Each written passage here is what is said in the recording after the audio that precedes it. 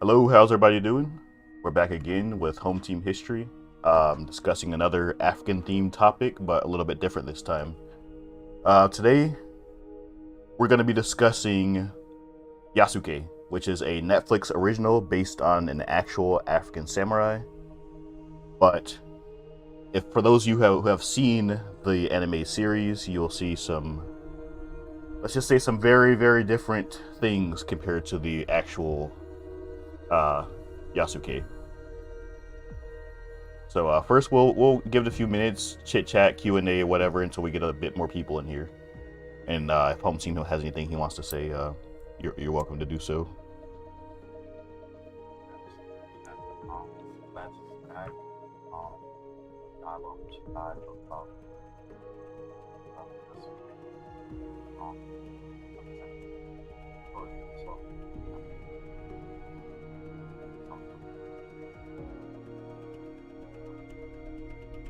Thanks for being here. It's always nice to have you here. It's always nice to have just the community as a whole coming together, because this is something that probably rarely happens in the world, unfortunately, and I think this is paving the way to changing that. So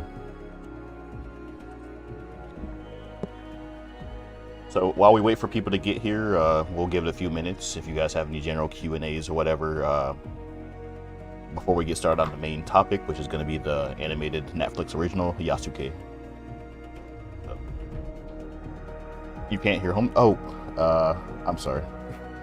I think the same thing happened last time too. I had to redo my settings from scratch. I had them perfect, but I had to do for YouTube. I had to redo them from scratch because I was having some technical difficulties. You should be able to hear them now, and that's my bad. Sorry about that. Oh, man. Killing me, bro. You're killing me. No, I only want them to hear me, not you. So it's fine. No, I'm just really happy to be here, guys, man. Like, honestly, like, it's always cool to like come here and just talk and chill, talk about African history, just history in general, world history, all that, and just have dialogue with you guys. It's really relaxing to me because I'll be stressing out sometimes, but I just really enjoy being here, man. So thanks again for the invite. I was just saying that pretty much. So hopefully everybody got it that time. If not, I will feel really bad. So from Nothing in Home Team History.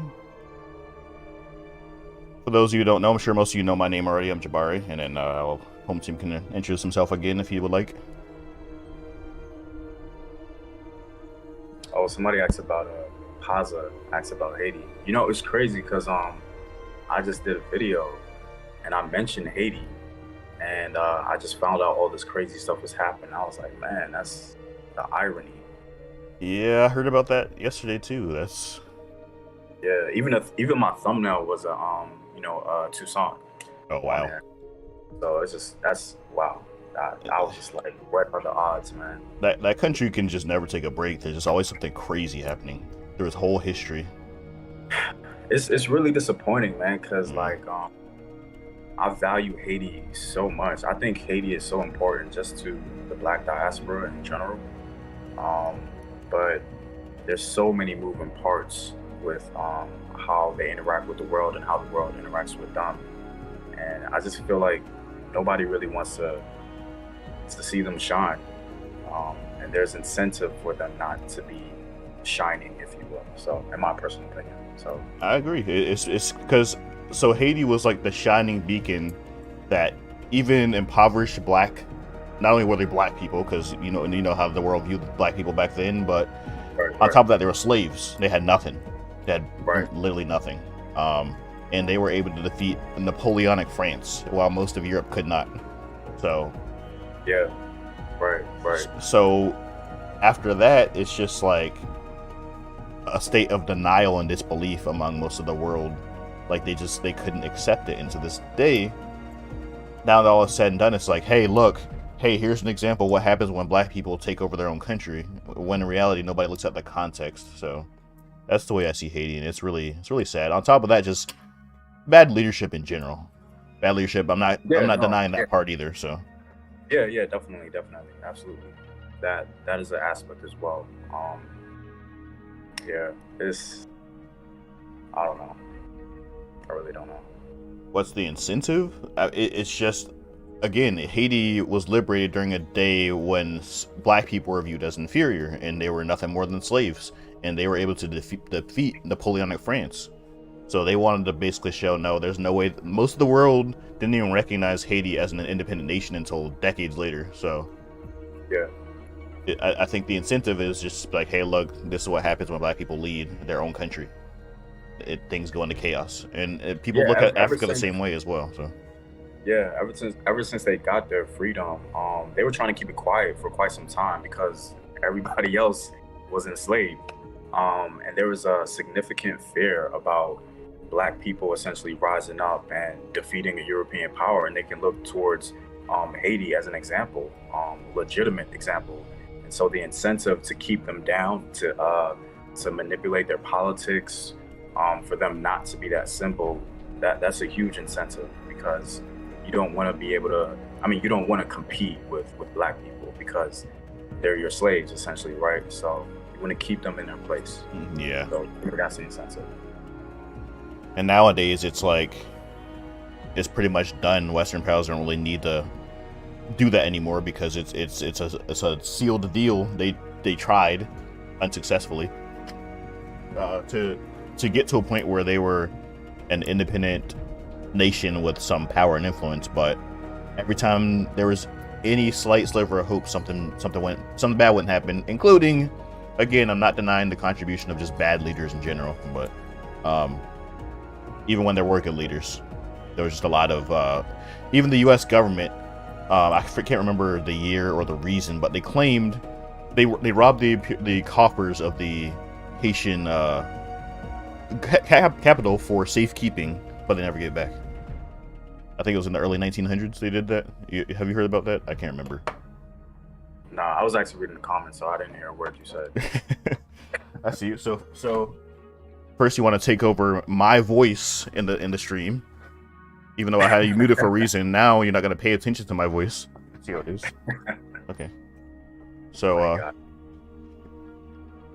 so we're up to 31 viewers now. I guess it's a good time to jump into the main discussion. Yeah, definitely. What do you guys think in the comments? Who put a thumbs up if you've seen the Yasuke Netflix original? How about we start off with that? Right.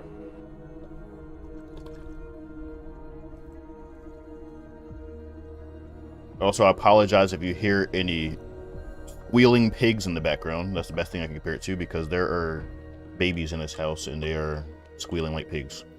So, not my babies. I have none yet. Probably never will, but we'll see. Oh, really? We should get more into that. So, yes, the U.S. government did steal from Haiti's coffers. They claimed they were taking it for safekeeping, but they never get back. So, modern history is not my strongest area of expertise, so that's about the extent of it I know. Feel free to fact check it if I'm wrong in any way, but I do remember reading that in a reliable source. So, right. I think we got a really big delay on the stream because we're just now starting to get some thumbs up. Nice. Everybody seemed to watch it. Hold on, maybe I should just refresh my page or something. Let me see.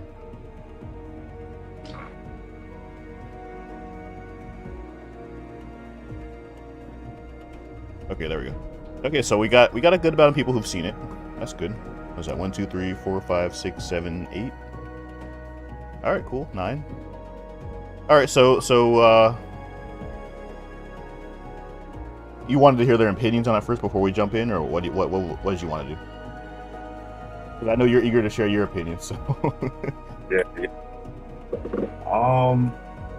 Yeah, you guys could make some comments about what you thought about the Netflix series, and then me and Jabari can get into it. But yeah, like honestly, like what did you guys feel about Yasuke? Because I know the video I did, I tried not to. I didn't want it to be like a critique video for her. I just kind of wanted to get people's. I just wanted to make a video on how, he was talking to us, the Afro descendant community. yeah. How was LaShawn Thomas speaking to us specifically with the Yasuke series? And to me, that was important. If I didn't see him speaking to us, if you will, that to me, that would be a problem. But yeah, that would defeat the purpose of it, you know. So Quick little tidbit I want to point on. Rest in peace, Chadwick Boseman, but I would have loved to see him play Yasuke. That would have been amazing. yeah, yeah, yeah, yeah. He would have definitely accelerated the speed of what we're trying to do for the Black community. He would have, like, if he was with us today. Yeah. Yeah, man. Also, are there any nations you feel could rise quite far? I didn't miss the first part of that context, but if you're referring to African nations, definitely. I say it all the time. I think Ghana is going to be the Japan of Africa, 100%.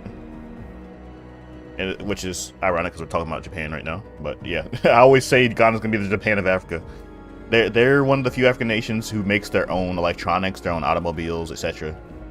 And they've literally been cutting off deals. Like, they cut off a deal with what was it? I think it was Sweden. Correct me if I'm wrong, anybody. They recently cut off a deal, the cocoa trade with them recently, because they want to make their own candy companies. They don't want to just export raw materials and then import their candy. And they did it, and their statement was, we don't want to be the African nation that exports raw materials and then buys goods produced in Western countries. We want to do it ourselves. That was their reason. Oh, that's definitely revolutionary. Yeah. Wow. So, anyway, let's without further ado though, let's go ahead and jump in. Let's go ahead and jump in. Yeah, definitely. You can start, or I can start with whichever one. All right. So, first, I'll just ask you, Derek. What was your opinion on the overall plot of the series? Just overall.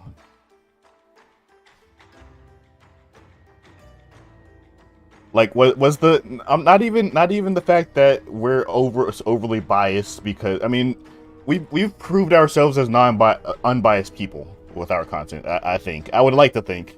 So Yeah. So with all bias aside, what do you think of the plot? I mean, I wish he didn't focus so much on the girl. You know, like, even though he centralized Yasuke, but he also didn't centralize Yasuke. In my opinion, the girl with the magic, that really threw me off a little bit. You know, let me start with this. Hold on. Let me start with this. I think I have tremendous respect for LaShawn. I have the utmost respect for him. Like what he sacrificed, what I know he sacrificed. You know, I don't know his story in full, but I know he sacrificed a lot to, you know, go to Japan. I think he was in Korea as well, I'm not sure. But to go to Japan, learn the language, be talented enough to get work over there, and to fulfill his dream of doing anime. To me, that's exceptional. In the time he did it, as well, that's exceptional. And I think I sympathize with him a lot as well, because I feel like he saw, like, the anime from, Can we pause you for a second? I'm sorry. Apparently my music's too loud and they can barely hear you. I'm sorry about that. Are you serious? That's terrible. Okay, should be better now. Music's down, Discord's up. How's it sound now? Testing. Say something, Derek. Can you hear? Thumbs up. I'm constantly trying to sabotage you. Attempt number 2. So, is everybody good? I'll just start over. I'm really sorry. That's all good. I installed a new CPU since our last stream, and things have just been all over the place, and I've been having to reset stuff from scratch. So, yeah. So thumbs up if you can hear him fine. Thumbs down if you can't. It's all good. All right. Somebody said I can hear him fine. Anyway, yeah, I think I have tremendous respect for LaShawn Thomas.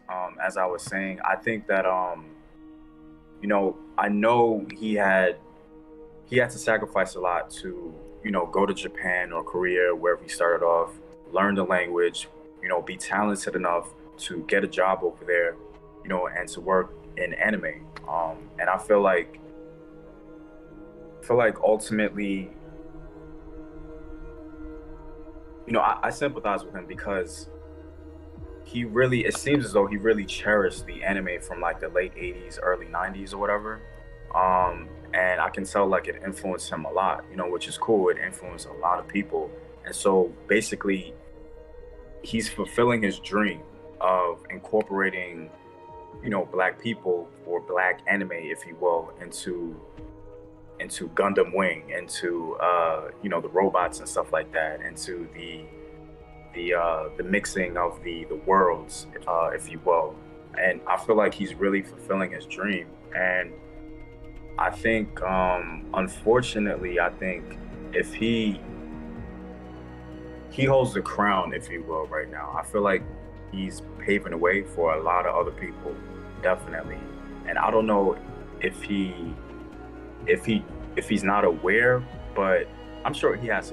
But I think, unfortunately, he has a burden to like really give black people what they want to see, and I feel like he's kind of outdated a little bit. Yeah. But I don't know if it's just because, man, I work hard to get here. I'm just gonna do what I want to do. Ultimately, this has been my dream for the longest, and I made it. Yada yada yada, and that's cool as an individual, but there needs to be some self-awareness there about thinking ahead, thinking of what's happening now. Yeah, exactly. Like what you mean for like black people like us. Like you the first dude to do it. So like, unfortunately, there's that weight, there's that responsibility, I feel personally. And so like, you kind of need to update what you're presenting to us, I feel. And maybe it's just me. Like I didn't connect with Cannon Busters. I didn't connect with Yasuke at all, man. Honestly, it was just really disappointing to me. See, I'm really glad you said that, because I was really sad, because I felt I was gonna make you sad by saying that same thing. Yeah. Like the thing is, like the characters and the plot. That's why I brought that up as a general thing, because that's gonna encompass every other tiny aspect of it. Right. I didn't feel connected with them either. I also didn't like the acting at all. The acting was pretty bad. Acting in anime. I didn't even thought about that, but that's well, just the way Yasuke, his acting sounded forced. Just like, I don't do that anymore. Like right. Right. But the thing is, it's like, as you stated, he was fulfilling his dream, which is cool. Right. If he had made this fresh new, or he was hosting like this fresh new anime, like a whole original plot, a whole original story, it would have been a lot better. But the fact that he took a real historical figure and threw it into this whole robot cyborg pew pew lasers BS, that's what kind of threw me off. I'm not just a pretext, by the way, just a premise. I didn't hate it. I really didn't. I'm not even an anime fan at all, and I didn't hate it. But Yasuke, like the way they presented Yasuke in that storyline, in that format, I did not like. That's just the simplest way I can put my opinion on it. Oh man, there's so many things we can get into. Alright. So I feel like you had to kind of romanticize your characters a bit. I think definitely. Yeah, that's important in anime, of course. Yasuke looked very realistic, if you will, and I think that was cool. But like, I think he could have like, what am I trying to say? I feel like the story could have been better if he just would have stuck, and I think you mentioned this, if he just would have stuck with the real historical events ultimately, and used that as a guideline, and instead of using the robots, the magic. I mean, honestly, I'm cool with the magic. You can use the magic, but the robots it really like terrorized the whole show. It's like, if you, as a historian, as any historian, period, white, black, any YouTuber, out there has some kind of rant about something historical that's got bent and warped into something that shouldn't be. So that that can trigger me, you, white, black, you male, female, and anybody watching in the chat. Like that's just a basic thing that I think should have been thought of. Like, people do like something based on something historical. The creators should keep that in mind, and that is just a basic thing. And I was put off by that. Yeah, Yasuke's story is so unique, bro. Like, how many Africans was over in Japan during that period of time? That was a very according to them. part. According to them, there were multiple, but you know. Yeah. I mean, there were others. There were others, because I did see that before. There was a historian who mentioned that. They were few and far between. They worked for lesser lords, if you will. Very few of them, but yeah, like, I just feel like, man, like, his story is so unique that, like, just the history alone is dope. And you don't have to really add extra sauce like that, man. Just keep it 100 when it comes to his historical narrative. For sure. I mean, yeah, man. You will have fans. If you kept it, you would have people like, hell yeah. Like, I would have been geeking out over that, you know? Like, when I saw that was an anime, for one, the anime, just me. I know anime is really popular, but for me personally, I've never been a fan of anime. I just don't like the style. I usually don't like the storylines, but but even still, I was geeking out. But if it was actually somewhat historically accurate, because you can never make a historically accurate film that everybody likes, because history doesn't play like the fairy tales. You know, you're always gonna have bad things. There's not always gonna be a happy ending. I get that, but to add the robots and stuff like that threw me off. So that was just like, whoa, why? Yeah, I feel like they kind of made him look like a brute too. I didn't really necessarily care for his overall phenotype. I just felt like it was, I don't know, he looked like a brute to me. And I was just like, why couldn't you just romanticize him? You feel me? Like, make him look like every other anime to me. Like, every main character is this beautiful alpha male looking type of dude, you know? Like, I don't know, like. Personally, for me, his physical appearance at the beginning, he looked like just a stereotypical, I don't kill anymore. We're not going to do that anymore. You know, hair all overgrown, beard all overgrown, grays in his hair. That's behind me. That's my best. You know, he looked like one of those guys. But after he got all cleaned up and stuff, he did look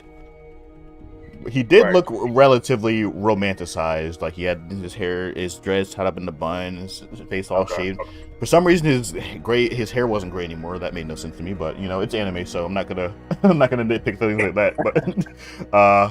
But in general, though, anime though too, another thing, which is one of the main things that triggers me about anime as an African historian, is how whitewashed they make everything. Like, all the supposed Japanese people look like pasty white men from Norway. So that's one thing that's always triggered me about anime. So yeah, that is a little disappointing. Kind of kept that tradition, but again, you know, he's in Japan, and so, you know, he's the sole Negro over there. So, like, I don't know how much, you know, sway he has. But honestly, what I would have liked to see, the perfect Yasuke series, if you will. And I don't know if he had the funding to do this or not, to extend the series. He probably didn't, to be honest. But, like, why couldn't you start? Because why couldn't there's so much. Why couldn't you start his story in Africa, bro? Like, to me, why couldn't you couldn't show his parents? You couldn't humanize him a little bit more. Definitely. You could have shown, like, you know, different ethnic groups warring each other, perhaps. And he got caught up in that. And that's how he got, you know, in the hands of. Yeah, there's no backstory. It's just like, how did this dude know how to fight like that? Like, if he has, because he showed a scene where, like, he was doing, like, some capoeira type stuff, right? Yeah. That's super unique, and it's unique to Angola, of course, and Central Africa. And so he could have took that and told us, like, how he learned to fight. He could have had some African mentor, perhaps his father, who kind of taught him at a young age. He went in a battle one time, and then, you know, they lost, and then he got captured, whatever. Like, you could have showed a little bit of that. That would have gave it so much more weight to me, in my personal opinion. 100% agree. And honestly, I didn't even think about that part, like the background of him, like because Yeah. I was thinking it's like, okay, so this man, you're gonna slowly but surely. I mean, honestly, I think that's what they were going for. But if they don't get a second series, it's kind of pointless. But I was thinking they were gonna have it to where you see him now, and then you keep getting the flashbacks like you did throughout the series, Yeah. and then eventually you'll learn his story. That's what I was thinking they were going for, that effect. Right. Okay. But Right. I feel like they should have done a little more because they didn't give you enough cliffhangers to think about. You know, they didn't give you enough of that to be curious. Yeah, essentially, he just showed up in Japan as a beast, as a monster. Yeah. And like, to me, it would have championed African military or African warfare if they would have highlighted how he became that beast. You know? Yeah. Like, he was already a good warrior before he came to Japan. Was he not? Yeah. So, I don't know. I mean, technically the real story, no, he wouldn't have been because he would have been a little boy. But like, according to their narrative, yes, he was. So they should have. Yeah. But he was. I think he was around like late teens, early 20s or whatever when he went over to Japan. Like he was. Was it? Yeah, he wasn't like a little boy. No, he was a grown man. Oh, well, that's my bad. I need to fact check myself on that one. I mean, unless you find something, but everything I'm seeing, he was pretty much a grown man by the time he got to Japan. Oh no, I believe you. Like Yasuke is an area that I've researched, but I haven't like dug deep. You know, because right.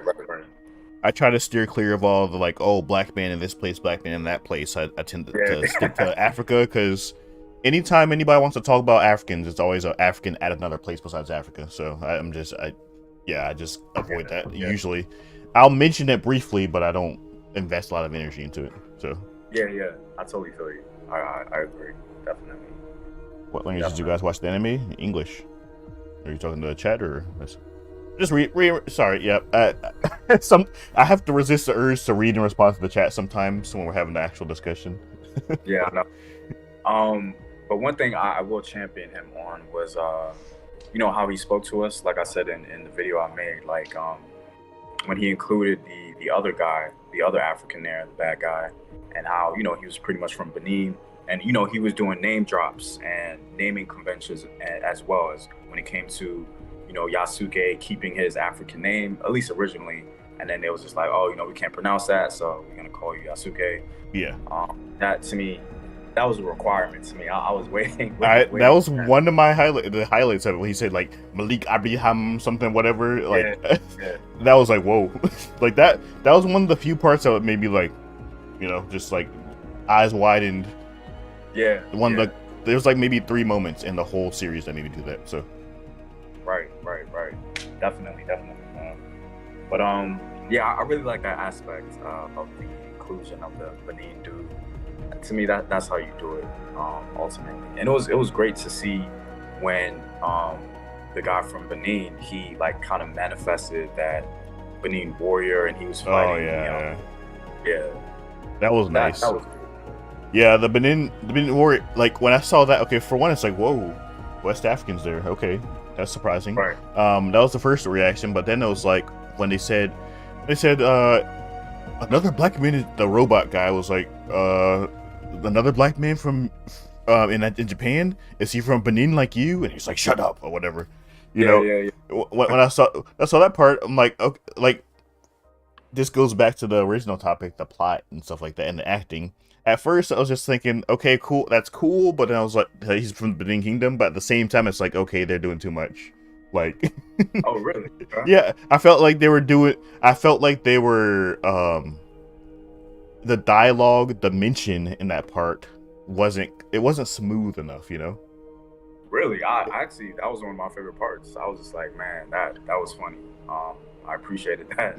I thought it should have been smoother, like oh, I don't know, like he has this tattoo on his arm that looks similar to the warriors from Benin or something, you know. It would have been more smooth. Yeah. I see what you're saying. Okay, there could have been a more creative way to do that. Yeah, but I mean, I'm an artist too, so I mean, that's just something. I'm probably just nitpicky on that, so that's really all that is. So. No, I feel you. I feel you. So what you keep talking about the plot? What do you feel about the plot? You know, as a whole? The Because personally, like how he revealed information, I don't like his style because he was doing this in Cannon Busters too. Like just the constant you know, going back in his memory type of thing. Like yeah. I don't know, I just can't do that. But Yeah, it's like The Walking Dead. I'm not sure if you've seen that. yeah, In the later episodes, just flashbacks. It's like I don't oh really? want to watch flashbacks the whole time. I don't want a whole ass episode to be about flashbacks. I want Yeah, to see what's happening. So I feel you on that. But for me though, as far as the plot, what I didn't like was just it. The main thing as a creator, it just was not creative. It was very. It was probably something comparable to like an old Super Nintendo game from like the year 1995. It was. They could have done better. I mean, I'm just being blunt. It was. It's like I told my viewers on my gaming streams. There's this game called Orion Blade. And it's a game 100% created in Angola. And it's on Steam. You can download it. You can buy it. Whatever, you know, which is cool. It's like $15 or something like that. Oh, that's what's up. Yeah, and it's been out for a few years. And when I first saw it, like when it was still like in the what is it? Was it Greenlight? Why am I not? Why is it slipping my mind? Anyway, where you can like donate to it to get it greenlit on Steam. Yeah, it is greenlit, isn't it? When I saw it, I was really excited about it. But it's like a 2D side-scroller game, like a 2D side-scroller beat-em-up game, and it's like the year 2015 when it came out. So it's like I understand they don't have the money or the resources we do here in the United States. I understand that completely.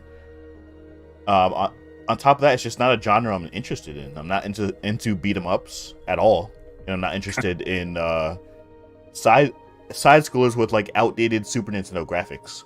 So that's kind of how I view like the plot. It's like it's just an outdated concept for a plot. Like you gotta have twists and turns. It's like Marvel Infinity War. You know how like Thanos at one point you kind of sort of like, okay, I understand where he's coming from, right? Like at one point, or Killmonger from Black Panther. You kind of like understand what he's the villain, but you're like, okay, I get, you know, there's all these twists and turns and complexities. You're gonna be arguing with your friend over who was right and who was wrong, etc., etc. This series was just like so linear and so basic. It's like, okay, this girl has special powers for some weird reason, and you have to go on an epic voyage and fight a bunch of enemies to get her there. You know. Honestly, I don't fault him too much for like background information because I really don't think he has a budget to like really do what he wants to do in full. So you know, I try and take it easy with that. But I mean, I totally agree with you, absolutely. But I don't, because in anime in general, like budget is always an issue. So I fall back on that a little bit. But because you know, I consider him, I have that amount of respect for him. Like he is the king in this space, and like there needs to be, you know, a standard, man. You gotta, you know, keep your crown ultimately, right? So I agree. I'm not trying to be too harsh on him because where he's at, he probably doesn't have a lot of support. Like, I mean, he has people who believe in him and like what he's doing, but he doesn't have a lot of people who are wanting to throw stacks of cash at what he's doing. So he's having to micromanage most of what's happening. So I can definitely see that. Yeah, definitely. I think so. Yeah, man. Like I hold him to, you know, a high standard, and I know he can do better, man. I know he can do better. Like this is cool for like if I created this, like Cannon Busters and Yasuke. If I made that, man, like that's what's up. But do we have any mods in the chat, by the way? Any at all? I haven't seen any like this entire time. Because if not, I'm gonna have to put a. We got one. There's one that I saw a very long time ago in the chat after I scrolled up. Let me put something in notifications, but continue. I didn't mean to.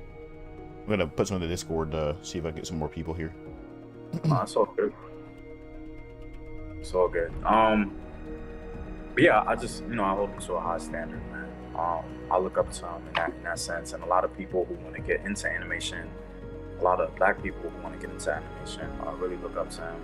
I'm sure others as well outside our community, but what he did was very rare, and I respect it so much. And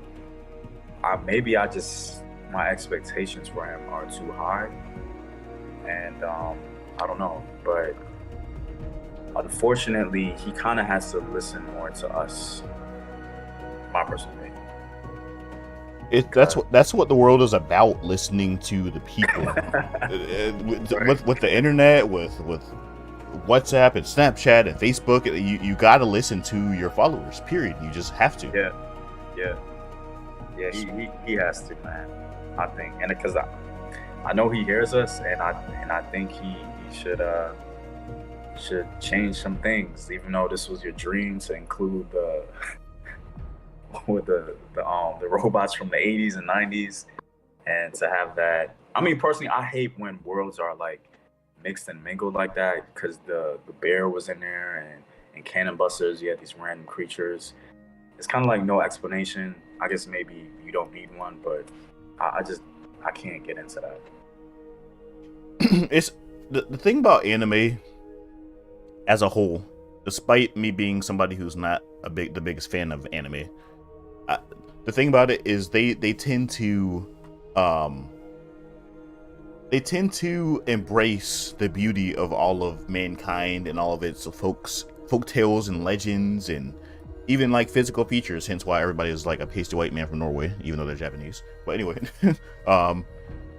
they that's their thing, and I respect that.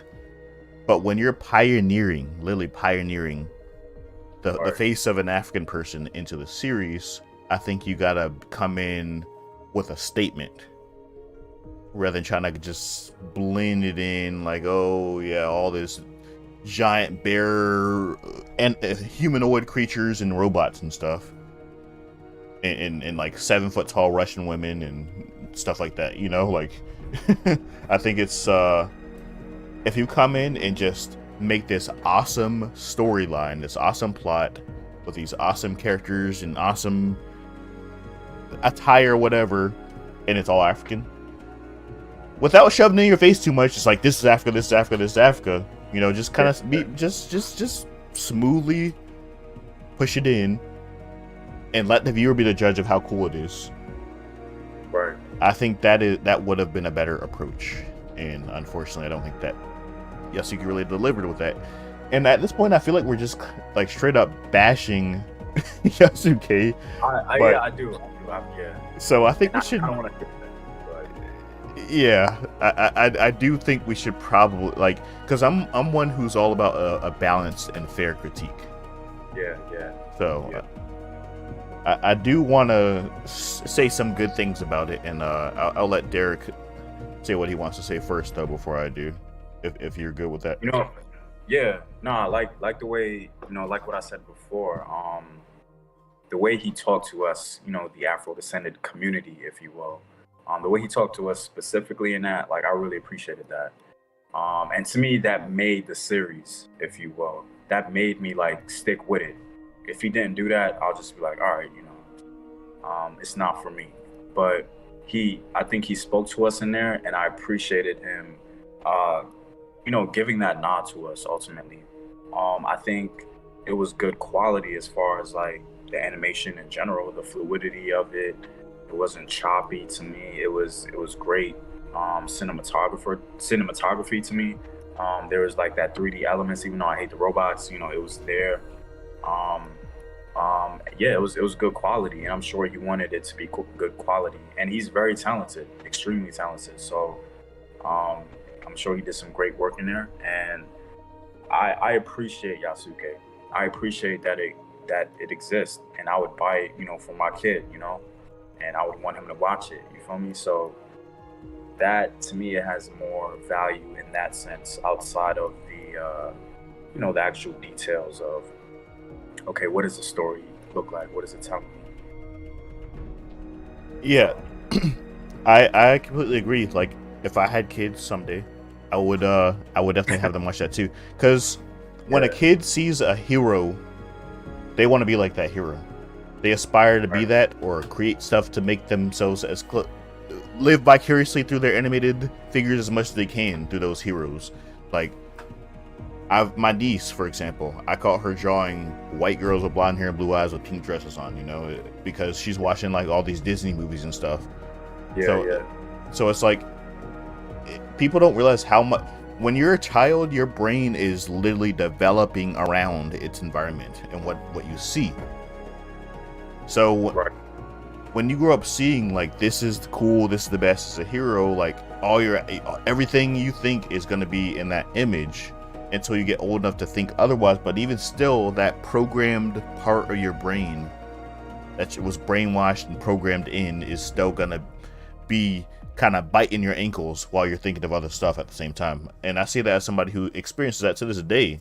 It's like Yeah, it's why, like, a lot of media companies will create a black protagonist, but they find like the most light-skinned person they can or something. And right, right. so definitely would show it to my children. It is that kind of quality. Well, I mean, minus all the violence and stuff, but it's definitely that kind of quality. But the problem is, as I said, it deviated too much from the actual event. So if these kids are like seeing all these cool things they like in it, like the robots, for example, which I don't think is cool, but I'm sure a kid would. They see like Yeah, yeah, exactly. when they see all these cool elements and stuff, they're probably going to be looking at all these things, and unfortunately the majority of the elements of the show were not African. And Yeah, as Derek stated before, they didn't humanize Yasuke enough. So yeah. so they're not thinking about him, they're thinking about what he's doing, what he has. He has a Japanese katana. He has Right, these right, right. a samurai, etc. He was serving Nobunaga, however you say it. I will Right. never know how to say that right, but you know who I'm talking about. Yeah, So right. that's my take on it. I still feel like we're in bashing realms right now, ish. But you did say you showed your kid. It is what it is. It is. You're right. I mean, I'm all about being real and straightforward. So I mean, No, we hold him to a standard, yeah, because I appreciate him. I hold him to a standard. I view him as a king. I'll write, he's a king in that space, and yeah, I expect something from him. I expect a service. I expect you to, So to me, if it sounds too critical, like I rock with LaShawn. I will support everything he does because he's a king in that space, and I respect him and I appreciate him. So, yeah. but absolutely. But what was I gonna say? I was what when you were talking about how Yasuke, they're looking at Yasuke, but they're looking at also with more weight. Oh, he has a katana. He's in Japan, and so they kind of I don't know. They put more emphasis on where he is and what civilization he's interacting with instead of the African, which is cool. I mean, that's the history for Yasuke. He was in Japan. Yep. He was surrounded by Japanese culture and civilization, which is dope. But what I wanted to say was that many times when we see black people in live action films or even in animation, like black people are always surviving and thriving as individuals. Yeah. Not In as a an unfamiliar place. Yeah, in an unfamiliar place. And they never seem to like be in a group with each other accomplishing a goal. They're always an individual with other people accomplishing a goal, but It's never. it's one of those special Negroes, who rose above everything else. It's always that story, that narrative. Yeah, exactly. And I think it's important for us to create films or animation where black people are either in their civilizations or outside of their civilizations accomplishing a goal ultimately as a collective, as a group. Yeah, I I feel the same because it's like I bring this up a lot. Kings and Generals channel. They have out of hundreds of videos over years and years and years, they have a grand total of guess how many. I'll just let you guys guess before I say guess how many videos on anybody African. Right? Actually, you know, I'll just go ahead and tell you 4. And of those 4, guess how many actually take place in Africa?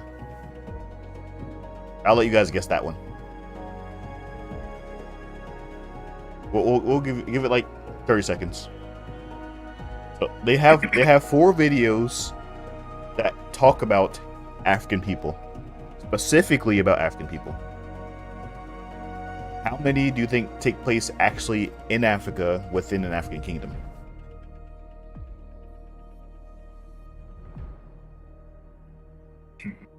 Okay, 1. Somebody else said 12. Makes no sense. Nice troll. Or typo. Cool. 2, 3, 3, 0, 0, 2. All right. So Emmanuel is in. Okay. So those of you who guessed 1, yeah, they made one on the Kushite Empire, which was their most recent African video, by the way. Of course, right? All the other ones were like Gannibal, the African Russian general, or Yasuke, the African samurai, or Malik Ambar, the African general in India. But then the one was about the Kushite Empire months ago, when they said we're gonna start talking about African kingdoms. And by the way, I've spoken to people from them personally, asking them why aren't there any African history. This is a history channel. Human history. I see videos about the Maya and the Inca, the Chinese, the Japanese, the Greeks, the Romans, the Persians, like all of the world. But Africa's just like, you got some scissors and just like cut it out of a piece of paper, you know, like that. So, and they said, we just don't think our viewers will be interested in watching. That was their response. And you know, as I said, I'm not bashing them. Like they're running a business. I get it, but it just goes to show you, the reason I use them specifically as an example is it goes to show you the world's collective image of Africa in a historical context. They don't look at it as like, let's talk about history. Boom, Africa's already on the table. No, Africa's like this augmentary thing just kind of hanging off the side that they might grab if they want to do something a little bit different, but it's just not there. So that's my my issue with it. Yeah, I think Kings and Generals, they're the kings of the history space, you know, also in general. the kings of the history space in general. Nice. The kings in general. Pause you for 1 second though, I'm sorry. Shinra Champlu, thank you for the $4.99. You guys think it's weird black people always have earth elements, robotic limbs, or white hair? Yeah. You got Cyborg, you got Jax, you got, yeah. It's so weird. Oh, yeah, that's one element. Thank you for bringing that up, man. Black people are always like weird looking. They're not fully human when they're like fantasies a lot of times, and it's like it's super annoying to me, man. Like, oh my goodness, that's a really good point. You never have this guy who's just like a normal dude, like a skilled dude who worked really hard and got to where he is. It's always like, oh no, he's genetically engineered with these steel arms, like Jax from Mortal Kombat or Cyborg from Teen Titans, and you know, it's never just a normal, skilled, gifted black person. I mean, never. I mean, there are some exceptions, like Blade, for example. You know, Blade, but again, he has. Yeah, but isn't Blade like a sort of like a demonic hell type character, vampire dude? He is, but I mean, I think that's more acceptable than like some genetically engineered person. Like he has skills. He has skills though, because he fights. I feel like that's even worse. In order for us to be fully, you know, I guess remotely human, we gotta be close to hell. Well, he fights vampires, and he's only half vampire. So it's something, you know. He's beating people who should be more powerful than him. Absolutely not. But I mean, but he's using Japanese katanas. You know, they couldn't have given them African weapons, but you know. I know, right? Yeah, yeah, definitely. I didn't mean to cut you off though. I just wanted to get that donation before it got away. Appreciate it Yeah, again. yeah, no worries. There was something else I wanted to say actually. What do you feel about that? I forget his name. He's in Japan as well. He started a Japanese, an animation studio in Japan. It's called Dayat. It's a really interesting name. I don't know what it is, but it's a black guy. He has like cornrows. Oh, I forget his name though. But you're not really like animation like that, so I don't know. But yeah, like I haven't seen like, okay, what does he produce? Like, has he produced like a black animation series? Like, what is the point of you going all the way to Japan, doing a whole studio? And I'm sure I guess he's working on it. But I haven't seen like anything happening with that.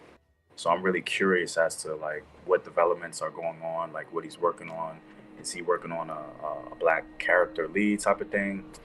I don't know. If you're gonna go all the way to Japan and get, resources and funding to create a studio, and you don't create a black character as a black man, well, like, what is the point? Well, I mean, you got weebaboos, and they come in all colors. So when people are weebaboos, they're just all about Japan, Japan, Japan, Japan, Japan, and whatever Japan does is right. So even if Japan makes their protagonist blonde hair, blue eyed, with a long, narrow, skinny nose, that's what they're gonna do. So that's what I'm noticing. Yeah, Dr. Shingeto, I believe. Thanks, Emmanuel. Appreciate that. Yeah, I don't know, man. I just been really because I'm into like animation. I'm into like even comics as well, and I just haven't. Honestly, the only black comic I've enjoyed was Monarchs, and he actually reached out to me. I don't know if you heard of Monarchs before. I haven't, no. Oh my goodness, like his stuff is like so original to me, and I really love what he's doing. And I feel like, man, if I had the money, I would invest, so that it can continue to grow, and then he can make a animation out of it one day. Like, that would be so dope. But yeah, I've spoken to him before. He's a real cool dude. But definitely check out Monarchs, guys. And I'm not like he didn't tell me to say this in the past. I just really like it. Like, he's paying Derek $100,000 for every click, just so you know. So nah. Yeah. Let me know if you guys heard of Monarchs, man. Like he's on Instagram. His stuff is like so original. So, like, I really like it. And that's like the only like black comic I really like. I haven't seen anything that I'm really into like that, or any other black animation, if you will. It just seems like black people, like, I feel like we just want to we want white people to include us in their imagination. And I feel like that's a big problem, because 9 times out of 10, you're not going to like what you see. And I don't think we've been seeing that. I don't think we've been really liking what we see, right? Well, I agree, but I think for me, what sets me off about anime is I do want to be included, and it's not specifically I want white people to include us, because there are black people with power and influence to include us too, but they just don't. They'd rather focus on like the next gangster movie or the next slavery movie or something, which is sad, or some dude rising up out of the ghetto and becoming a professional basketball player, just perpetuating the stuff that they know black people are gonna watch, and that's it. They don't want to they want to pave the way to something new, which is sad. But the thing is, with anime, that sets me off the most is anime is 100% Asian. Asian people, I was about to say a bunch of stuff that might get me banned from YouTube, but Asian people who look Asian, were born in Asia, 100% Asian, but their characters look white.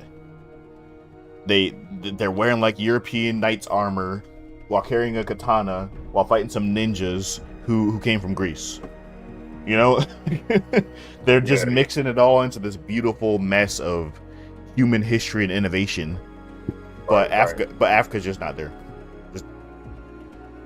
Oh, Yeah, nowhere I to be never found. really understood that. I don't know if they do that just so that I guess they feel like they want to attract a Western audience, or they do that because they just value those features more, or they value white history more, or European history more, or whatever. I'm not actually exactly sure why they do that.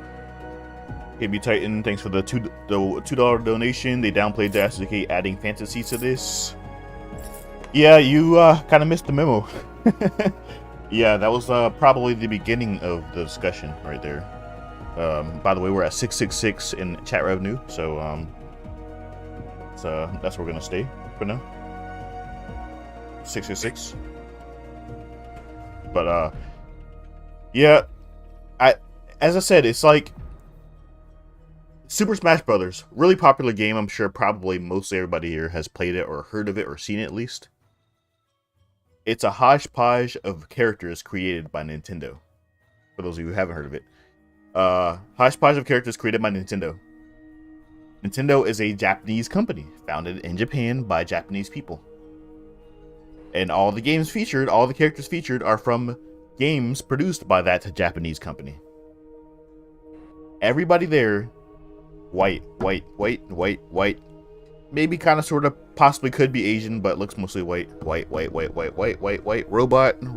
white, robot, animal, robot,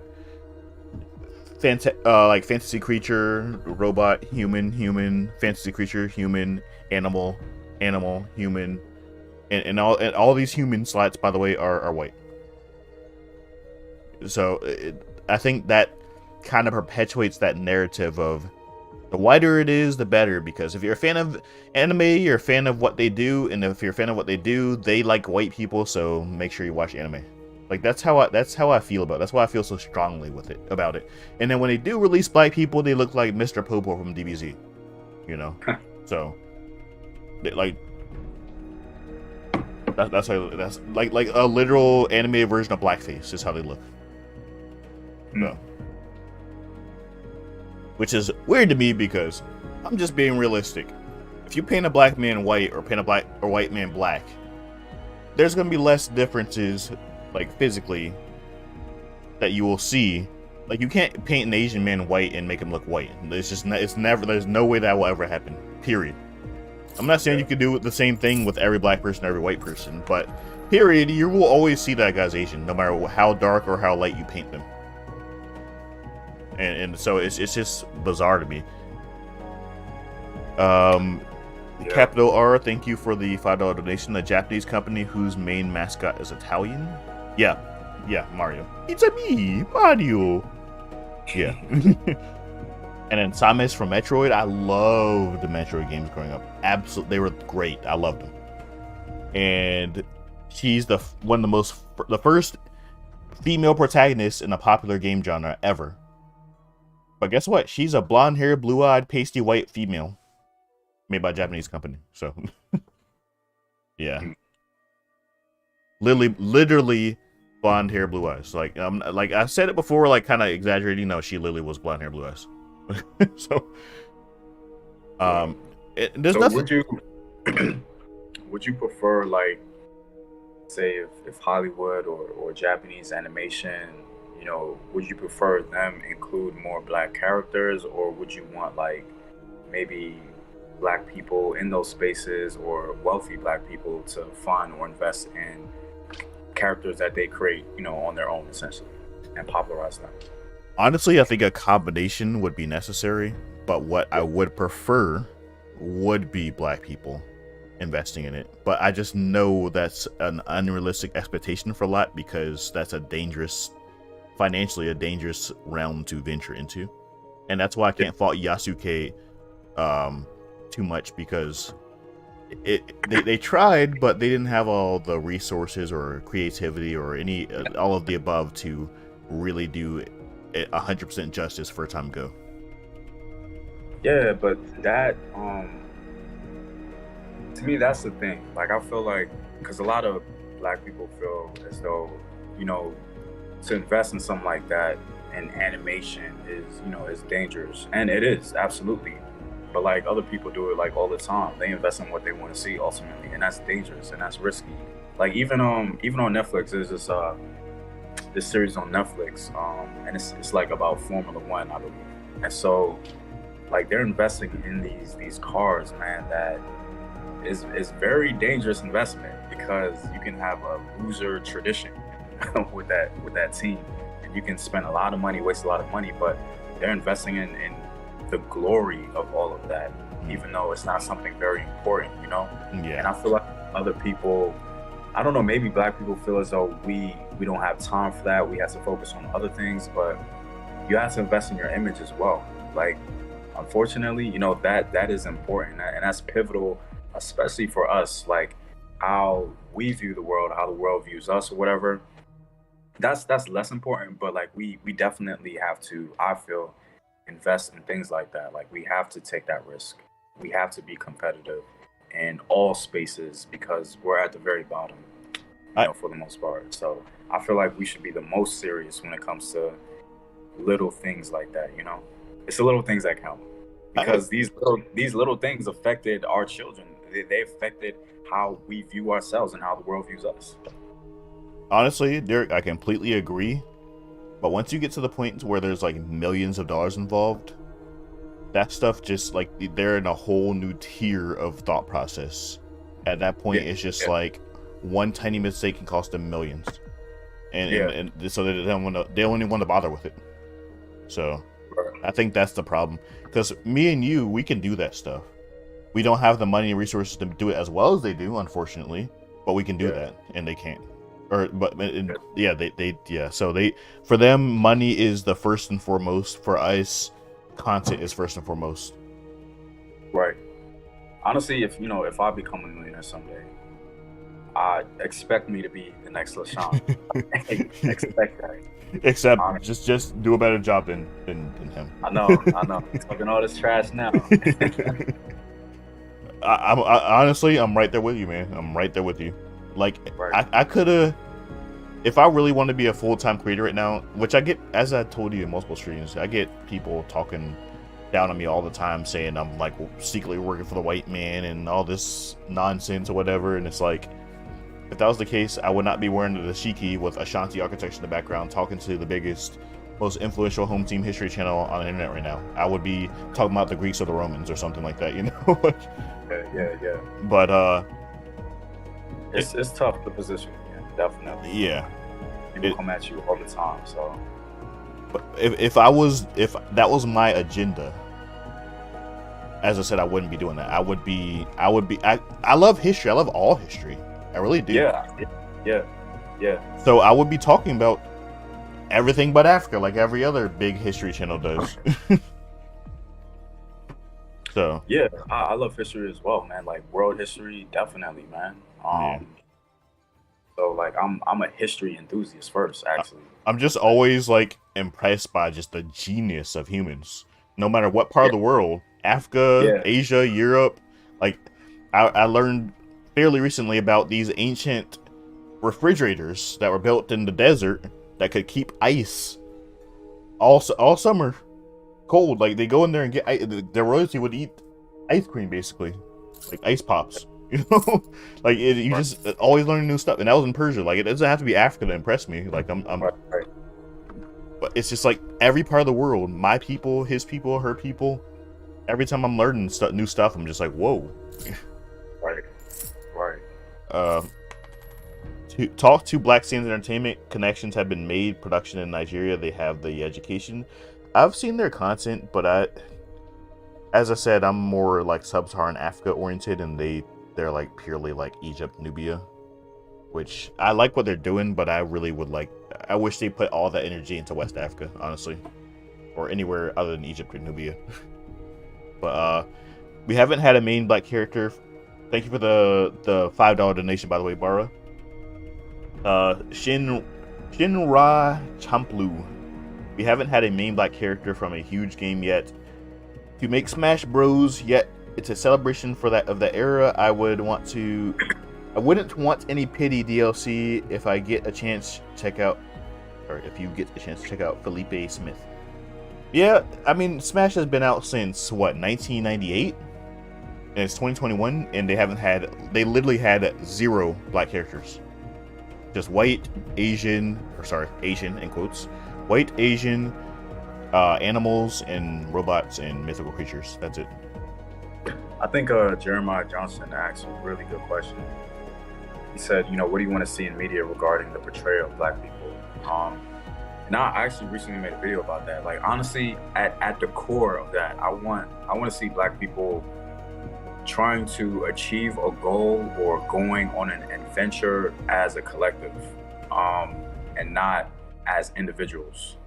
And so, for example, I like the movie, a potential movie about King Payanki, and the 25th dynasty, if you will. Like, King Payanki is a king, and he has his people, the Nubians, trying to accomplish a goal.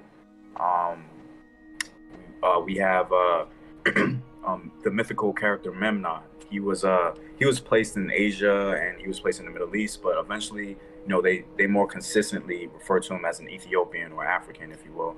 And so, you take that narrative and run with that. Like, he can take his army into Troy or something like that. Them trying to accomplish a goal as a collective, and not Memnon by himself in a white world, if you will. Yeah. So I want for Black people to be in a Black world. Ultimately, that's what I want.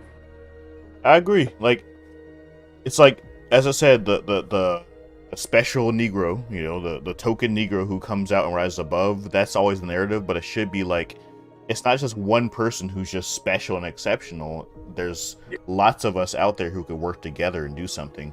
But these days, it's like everybody. It's like Game of Thrones. People fighting tooth and nail, trying to be the best and get to the top, rather than working together. And that's actually, I mean, or like Derek and I, for example, Home Team History and From Nothing is a good example. Like, he has his own channel, I have my own channel. We have our own agendas. We have our own goals. We have similar opinions, but we have differing opinions. But we still work together, And we don't see enough of that in these kinds of like shows and animes and movies and stuff. It's always just that one exceptional special Negro, like I said. Right. And to be honest, man, like, just straight up, like, I feel like there was a good number of people that tried to separate us, if you will. Yeah. And say things or do things or whatever. Mostly say things or whatever, which is cool. But, like, I think it's very important for us to show that we're like a united front. Like, Jabari is my brother in this African history game. Like, Same deal, man. I think our community needs to see that ultimately. Just Black people working together ultimately, because we could have very easily, taken shots at each other, or we could have very easily been like, I'm over here and you over there type of thing, Yeah. And I definitely didn't want that, and Jabari definitely didn't want that either. And so, yeah, man, like, it's important. It's very important, and it goes to the theme of what I'm talking about. Like, a lot of times they want Black people to thrive as individuals or die as individuals. Yeah. They don't want a collective, if you will. That's always been a scary thing for them. It's been a scary thing. Yeah. Unfortunately, it's unfortunate. Like, to me, Black men are the kindest spirit on the planet. And to me, everywhere I've gone, because I've gone to the Caribbean, because I've traveled a lot, and I've interacted with people from the diaspora. And, like, to me, they have the kindest, gentlest spirit that, like, I've ever seen. Like, no lie. Like, Black people and Filipinos, I'm not gonna lie, they have the kindest, the gentlest spirit I've ever, like, felt in my life. Like, people from Kenya, people from Ghana, like, it really surprises me, like, how, like, their demeanor is just so gentle to me. And, like, in my head, I'm thinking sometimes, like, man, like, why do people, like, feel so threatened by them? Like, why do people feel so threatened by Black people? It really baffles me. Like, if you really get to know these people, like, Black people in general are just so, I don't know. I can't articulate it right now. I'm really freestyling, but, like, Black people are very, very kind spirited, in my personal opinion, and they seem to admire morality over anything else. That's what I've seen in African history, in my personal opinion. Yeah, I see. In general, I mean, a lot more complexities to this topic than I'm giving it. But Yeah. in general, people who are less influenced from like a higher institution or power are usually like a big empire, if you will. yeah, because Or big state. Yeah. simply because once humans amass that kind of power or influence, Right. they need to ignore all morality to make sure they keep control of that power. Right. So right, with right, right. places like the Philippines, like as you mentioned, or most African kingdoms, most, not all, but most, Yeah. they were less centralized. They were less connected with like all these far off luxury goods and stuff like that. Like they did have trade networks and things like that, but when you got the Mediterranean kingdoms, for example, they had goods from China, they had goods from sub-Saharan Africa, they had goods from Europe, all pooling and funneling into that one area, and that's where most of the world's largest empires started, and ended and restarted in another area, and they just got bougie and greedy as hell over thousands of years. So when you look at them and then compare them to other places, their mentality of just what was important for their people and their empire was completely different. It was all greed and selfishness compared to making sure people are happy. Yeah. So like monarchies and stuff weren't a perfect system, but for the type of government that wasn't bougie and greedy, it wasn't bad. It wasn't bad. Yeah. To me, the greatest example of the demeanor I'm kind of talking about, Congo's interaction with Portugal, man. Like a lot of those kings, they were super naive, man. It's kind of embarrassing, to be honest, but Portugal was playing them like a drum ultimately, because they used the whole Christianity thing, and the Congo. A lot of the Moine Congo felt as though, oh, these Portuguese Christians are our Christian brothers in Christ, and they really looked at the Bible, and it was just like, okay, this is the moral standard we should have. Aren't you guys doing this? Like, it's crazy, man. It's crazy. I think that's Abrahamic religions as a whole, though. Yeah. I agree. Yeah, I agree. They've done that all throughout like the world. Africa is to this day is probably hit the hardest from that still, like the lingering effects of it, because it's more recent in most of Africa, especially Christianity, more specifically. Yeah, because I read a source one time, and to this day, and I've been trying to look for it actually recently, ironically. To this day, I'm trying to find a source. I know I read it. I promise you I did. But when Songhai invaded, not Songhai, when the Moroccans invaded, Songhai, whatever, like there was a source that said the black people were screaming like, "Yo, like we're Muslims. Like, what are you doing?" Yeah. So that goes to show, like, because they felt like they were Muslim brothers, essentially. There's this moral code, if you will, that the Moroccans didn't uphold. Yeah. The Moroccans, they didn't care about that. The same thing happened with the Fulani Jihad of the Hausa states. They said, they were already Muslims, but they invaded them anyway. So. The Fulani, they on some other tip though. But they really on some. Yeah, that's a totally different. Well, they're nomadic, so they're just all over the place. Like, yeah.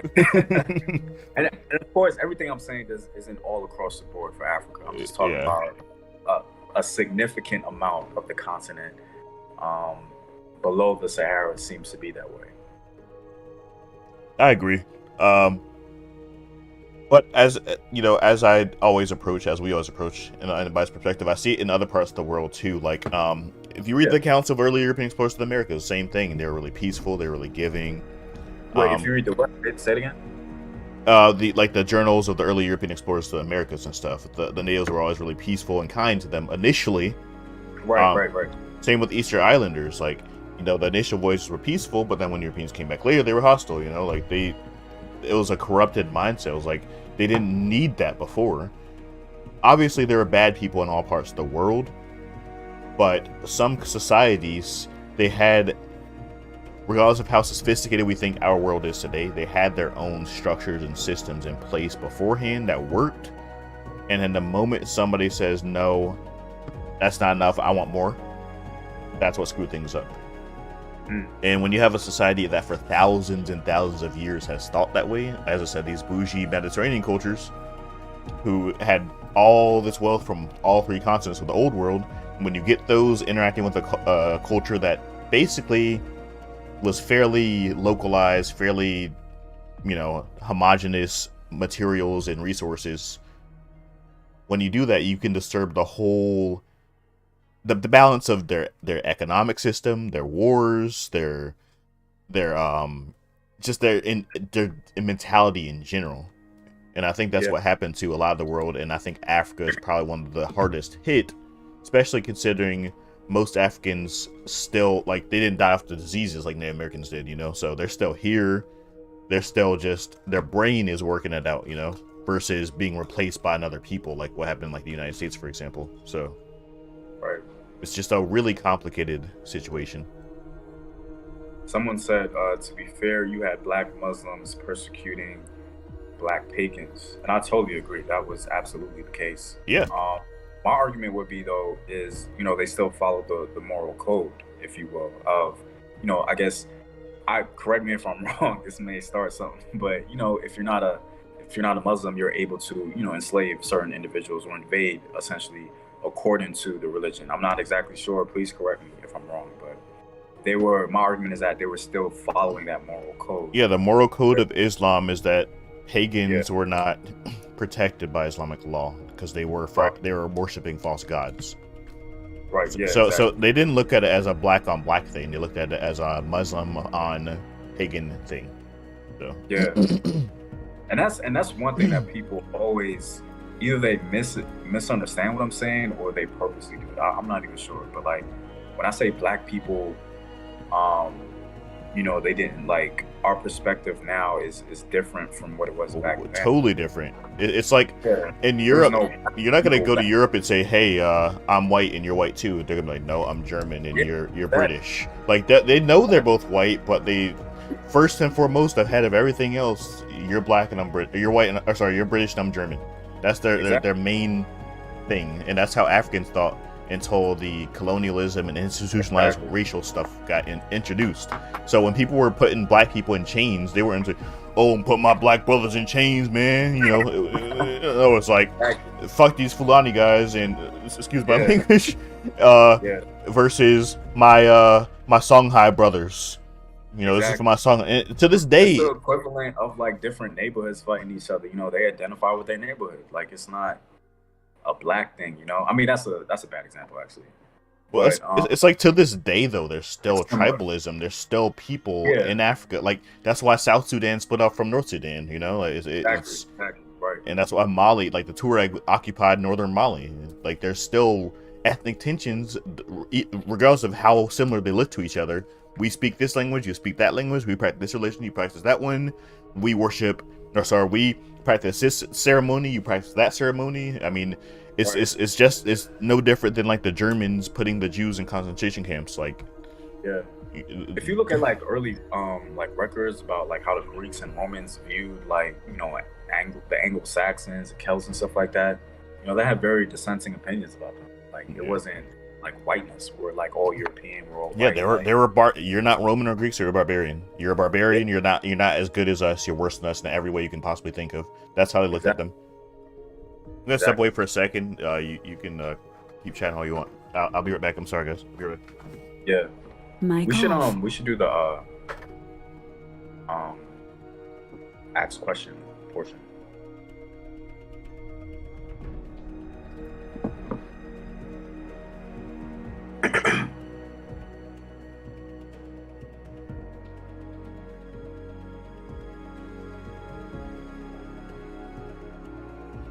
Oh man, Jim Denson is saying, Home Team History, from what I'm researching, did the Tawani Moors link with the Christians of Iberia to attack Seville and Al-Andalus?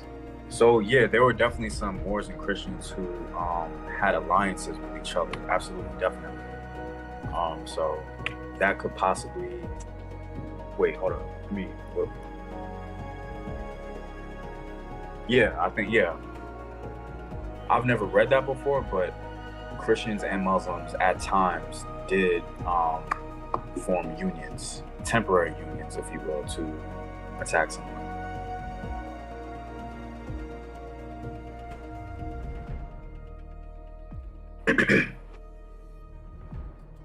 Mic on.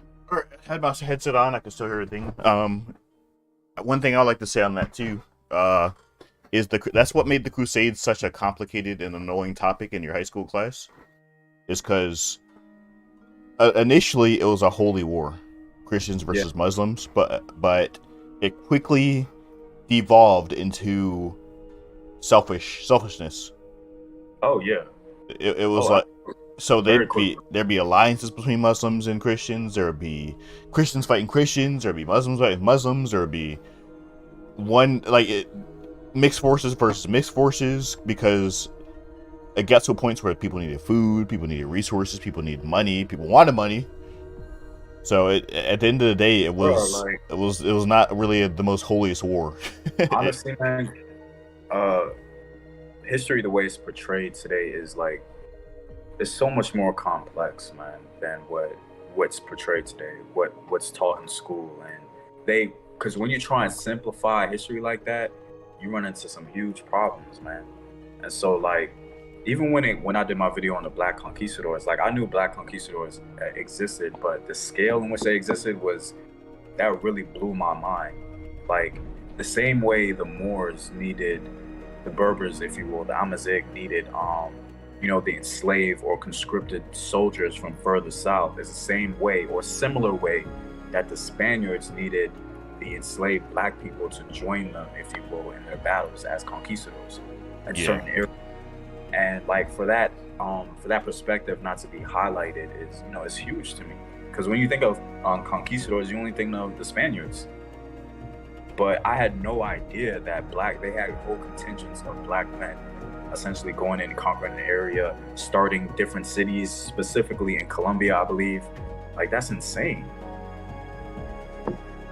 It's from nothing Nigerian. No, I'm definitely a regular, generic ass, boring ass Black American. Also, Derek, I heard you ask if we want to move on to Q&As. We could do that. Yeah, Q&A. Yeah, definitely. So, any questions right now? The floor is open. Any questions? We'll be looking. Horn Jabari is American. Yes. Oh yeah. I am American. I'm tired of this argument. Have fun, guys. What argument? Humans are amazing. Yep. European. Do you think African history is as misunderstood as it is because much of our history was passed orally instead of formal writing systems? Yes, that's one of the. There's multiple reasons. That's one of them. There have also been deliberate attempts to erase it, like the case with Great Zimbabwe. Just terrible archaeology being done. Then you also got the diaspora being systemically just like, boom, here's your name. Your name is John Smith. Welcome to America. Versus like, I don't know. What's a good West African? You get what I'm saying? Yeah. Hey, man, Okada guy has a really good question, man. He says, do you think making movies depicting African wars and battles between ethnic groups may ignite tensions between said ethnic groups? For example, Oyo and surrounding states. And that's a really good question, man. Yeah. Wow. Honestly, I didn't even think about that. Me either. That's a deep question. Very deep. Very deep. Because I know, Oyo the Yoruba did a lot of damage in that area, and the Fulani as well. And the Igbo are licking their wounds from the Civil War too. So, that's a good question.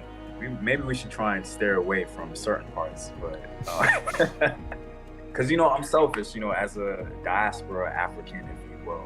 I definitely would love to see stuff like that, but I can definitely see how it can, can really upset some people, perhaps. I don't know. I mean, that's history, though. I mean, I don't know. It's like, I had a friend recently. We're not friends anymore, but different reasons, unrelated reasons, I promise. But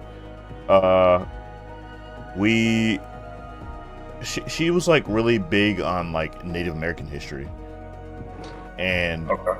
she knows what I do, and she was like impressed by it and everything. But every time, like, she wanted to do the same thing, but for Native American history. But every time she learned something bad, she just got super emotional, just went on these long rants about what these white men did, etc., etc., etc. It's I always remind her, history is ugly. Like, it's not always gonna be pretty. There's some things that are gonna be like, whoa, and there's some things that are gonna make you want to just go to bed and curl up in a ball for the rest of the night, you know. But if you want to research this stuff, that's part of the package. You just have to do it. Yeah. Even if it's for or against your people, you just gotta suck it up, because people can be bad or good, period. Right. There have been some have been worse than others, but either way, you're gonna see stuff you don't like. So, the African Triforce. Why didn't most African kingdoms make steel weapons, even though they were capable of doing so? They did. What are you talking about? They did. What were you saying, Derek? You know, I mean, yeah, the Native American thing, that's tough. I mean, I don't know Native American history like that, so I don't know where to pull from for real. To me, it would be before Europeans showed up, ultimately. But yeah, that's tough, because like that really greatly impacted their history. Like, there's Africans, in a sense, still have some semblance of control of the continent. Yeah, they never fully 100% lost like their place in the world. Like, Africans still, their culture is still dominant in most of their countries. Their people are still dominant in their countries. Their language is still dominant in most of their countries. But when it comes to like the top tier, tiny percentage official stuff, it's whitewashed. Native Americans, though, like in the U.S. and Canada, you're seeing mostly white people everywhere. White languages, white religions, white government systems. So it's sad, because most of it is like pretty much erased. It's like, it honestly makes me really sad to think about it, and I can understand people getting emotional about it. But as I said, history is really ugly, uglier and prettier in some places than others. And one of the ugliest parts of human history was the conquest of the Americas, hands down. Yeah, that was very, very ugly. Very ugly. But it's like, if you want to be an objective historian, you just gotta you just gotta keep going, like, keep pushing. Sometimes I when I'm doing a video, especially like on slavery, I have to take breaks with it, and there's some things I just don't really include in a video. Like, it's just too like graphic. Same. Or it's too much for me. Like, I need to ensure that I'm mentally healthy. That's how I feel anytime I get around like the Belgian Congo topic. Like, oh my god. Yeah. And I haven't even made a video on that. I probably never will, honestly. Like, I probably never will. I don't know. I can't get into that. At least not now. Yeah. But what I was going to say was, have you seen that Netflix series, High on the Hog? What was it? It's called High on the Hog. I haven't seen it, no. Man, oh my goodness. Because my mom, she's been like begging me to watch the joint like over and over again. I'm like, all right, fine. Because I saw it initially because I was just scrolling through Netflix, and I thought it was just like a documentary on like how African Americans make food, African American history, blah blah blah. Mm-hmm. But bruh, like, oh my goodness, the joint is so heavy. Like, it's not just talking about food; it's talking about history. It's getting into everything. And the way they do it, like, I couldn't watch. Because usually when I watch a series, I can just kind of watch it all the way through. But with this, I literally had to take breaks. I couldn't watch it all the way through. That's how heavy it was. Like, wow. It's heavy. And so it's just, I don't know, it just hits you in a different way. Like, it doesn't hit me in the same way, say, like a slavery documentary or a slavery movie, but I don't know why it hits me. It just hits me very differently, and you may feel it as well. But anybody who's seen it, yeah, definitely tell me how you feel about it, because I couldn't watch it all the way through at all. Might have to check that out. Yeah, please watch it, Jimmy. Please. Just shoot at me on Twitter or something later so I don't forget, because I don't have the best memory. But from nothing, were you a member of Historum? Yes, I was. And I got banned. Are you serious? I did. So at one point I wanted to make an animated series, African history related. And I was trying to get voice actors. And I didn't know recruiting was against the rules. So I was making posts about it, and I got banned for that. So I made a new account, which I shouldn't have done, but I did. Kept doing my normal posts I did before that, because I mean, before I was actually doing genuine like questions and posts. I was very active in that community. It was when I was like still relatively new with African history and stuff like that. Yeah, so I was like asking questions and stuff. So I made a new account, did the same thing. Then somebody like noticed, like, hey, you know, you seem similar to some guy who used to be here. Your posts are really similar. Like, what's going on? I wasn't advertising anymore at that point. I wasn't recruiting anywhere at that point. So basically, they realized it was me, and they just banned me again right away. So then, for the third time, sorry, not third time, I didn't make a new account. I sent the message to support saying like, hey, look, I know it's me. Like, I know I broke the rules. Admittedly, I should have read them before joining the site. I didn't. My bad. I'm done with this. I'm enjoying this community. I messed up. Like, at the very least, a warning would have been nice. I won't do it again. They banned me again. No response. And I heard, by the way, the whole time I was part of that website, before I even got banned, that they were extremely biased and racist towards the African History Forum, and people would make all kinds of crazy posts about like how Hitler was a good general and all kinds of stuff like that, and they would never get banned. So yeah. Needless to say, it's just, yeah. When I'm talking about all these people, I'm not bashing like kings and generals. Historum, I'm bashing. So no shame, I'm bashing Historum. I did that early with Historum a long time ago. I never really engaged it for real, so we got a $2 donation from Amir Farrier. What do y'all think of Dane Calloway? Why is that escaping my head right now? Dane Calloway. Who is that? I feel like he's the one that kind of started that movement about essentially black people really being Native American, not from Africa, or something like that. If you watch my content, you already know what my opinion is. So that's all I got to say. I'll let Derek say what he has to say. Yeah, it's touchy to me because like I think about it in a deeper way, because, and this has nothing to do with Dan Calloway or nothing, or his channel. I love all my people, man, honestly. And I feel like it speaks to a deeper issue that we have. Obviously, in my personal opinion, I disagree. But, I'm not trying to attack nobody or nothing. But yeah, like we've had like so many different identities over the years as Afro-descendant people. And like, we're always trying to like find a home, and to kind of see that, we're still searching. It kind of hurts me personally, to be honest. That's just how I feel about it, to be just straight up honest. I disagree with that community in general, but we have a right as human beings to identify with whatever we want to identify with. But it hurts because I feel like I know the truth, and I feel like if we explore that truth, there's some pain in there, but there's also like greatness. Yeah, there's also greatness, man. It gave me so much confidence as Afro-descendant man in general. It healed me. African history, like, really healed me. Dude, you have no idea, man.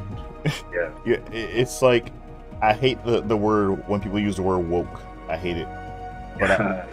But I feel woke, because ever since I got into this, I've never felt so proud of who I am.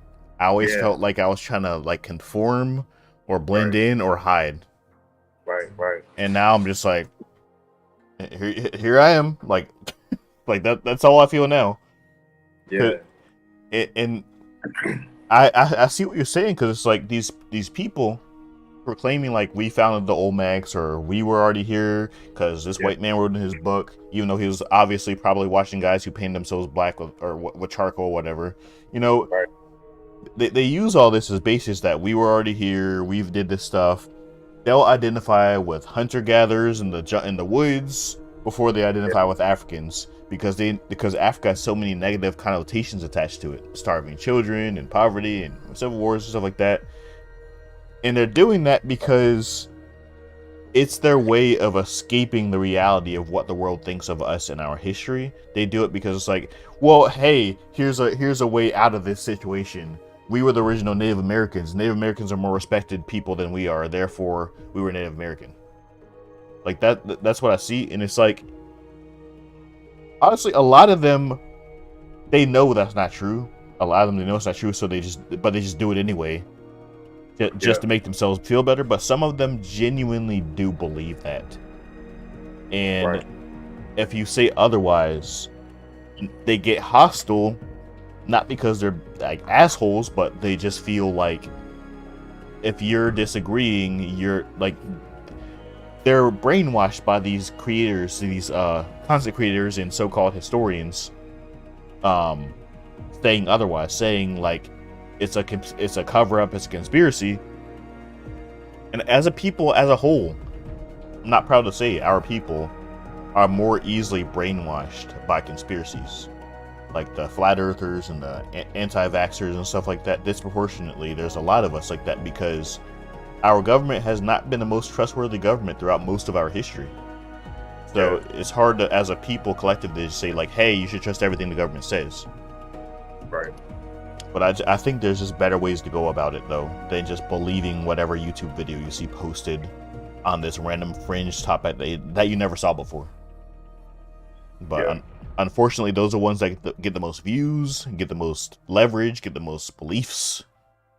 That's just the way it is, unfortunately. But I think content creators like Derek and myself are definitely going to help kind of balance that out and level that out and keep it from being a normal, regular thing. Yeah, I mean, hopefully. Because, that community is a lot larger than I thought, so. But, yeah. It's definitely not just larger, but disproportionately, like, the majority of views on YouTube go to those videos compared to ours. But I would just optimistically think that a large percentage of those, like, disproportionately. Hold on, I'll be right back. Hold on. Okay. I would like to think a disproportionately large percentage of those views are people just going to the mock videos, like, oh, like they see the clickbait, like black people, or Christopher Columbus was black or whatever, and it's supposed to say, oh, and they click the video just to see how ridiculous the video is. That's what I would like to think. So.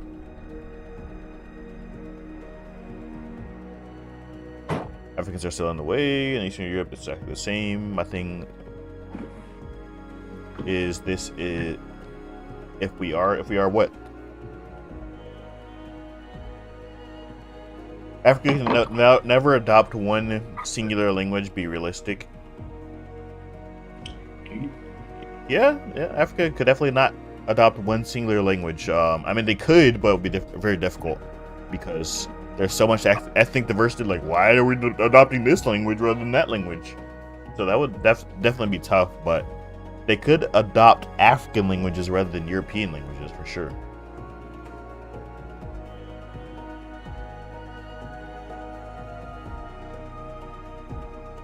Sad part is there were African and Native American alliances during colonial times, especially in South Louisiana. Yeah, like the Seminoles of Florida, for example. They were the only Native American tribe to remain undefeated to this day. And they were largely composed of black people, aka the Black Seminoles. So there were some, but they weren't already black. They were mixtures of runaway slaves and Native Americans. So.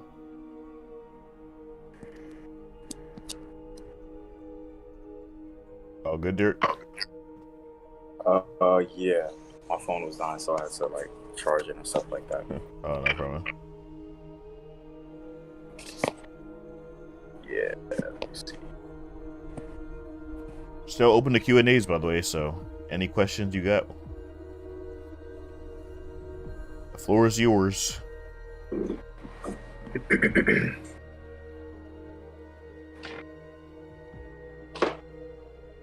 Okay, explain if we supposed to be from Africa, then why is it okay?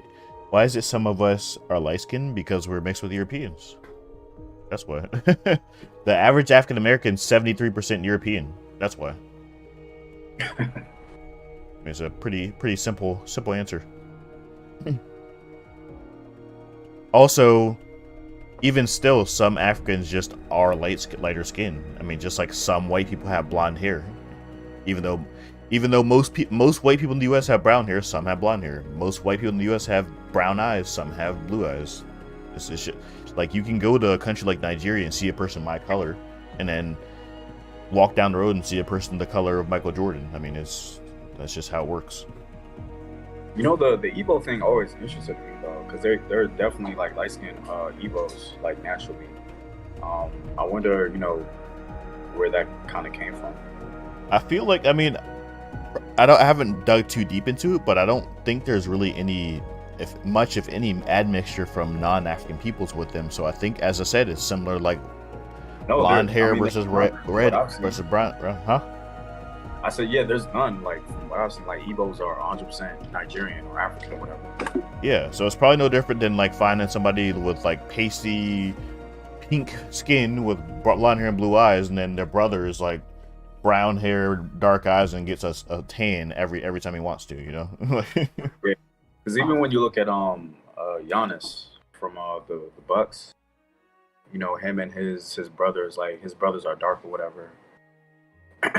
But I've seen a bunch of Igbos, that look like him, and a lot of Igbo women, they tend to have some lighter skin as well. So that's really interesting. To me, it's beautiful, man. Like, it's just an indicator that, to me, like, Africa is the motherland, if you will. Actually, I get a lot of people all the time from Nigeria telling me I look like I'm Igbo. Yeah, you do, man. Yeah, I can't really look at, I haven't gotten that skill yet to look at Africans and tell exactly what part of the continent they're from, unless it's, like, really broad. Like, I can see if somebody's from the Nile Valley or the Horn, but I can't really, like, look and say you're Igbo, you're Yoruba, you're Hausa. I haven't gotten to that proficiency yet. But I've had an Igbo person himself tell me when he first came to my channel, he thought I was Igbo. Yeah. They always say it's because of my skin tone, but my skin tone, honestly, is because I never go outside. And then they also say my nostrils. They say Igbos have, like, broad, round nostrils like me, so. Right.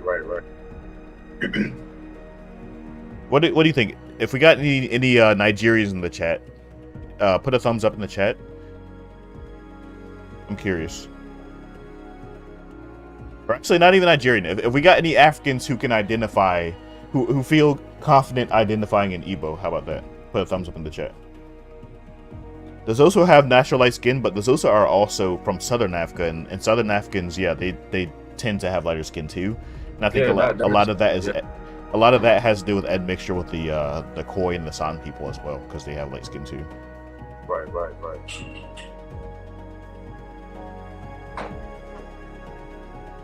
I think this delay in the stream was pretty big or something. I thought I had on minimum delay, but something must be up. You ever had a DNA test, either of you? Yes, I do. I have several videos on my DNA test, and Derek does as well, I'm pretty sure. So I know I've seen at least one or two of yours. Yeah. According to my DNA test, my most recent results, I'm 93% African. So. Oh, that's what's up. Yeah.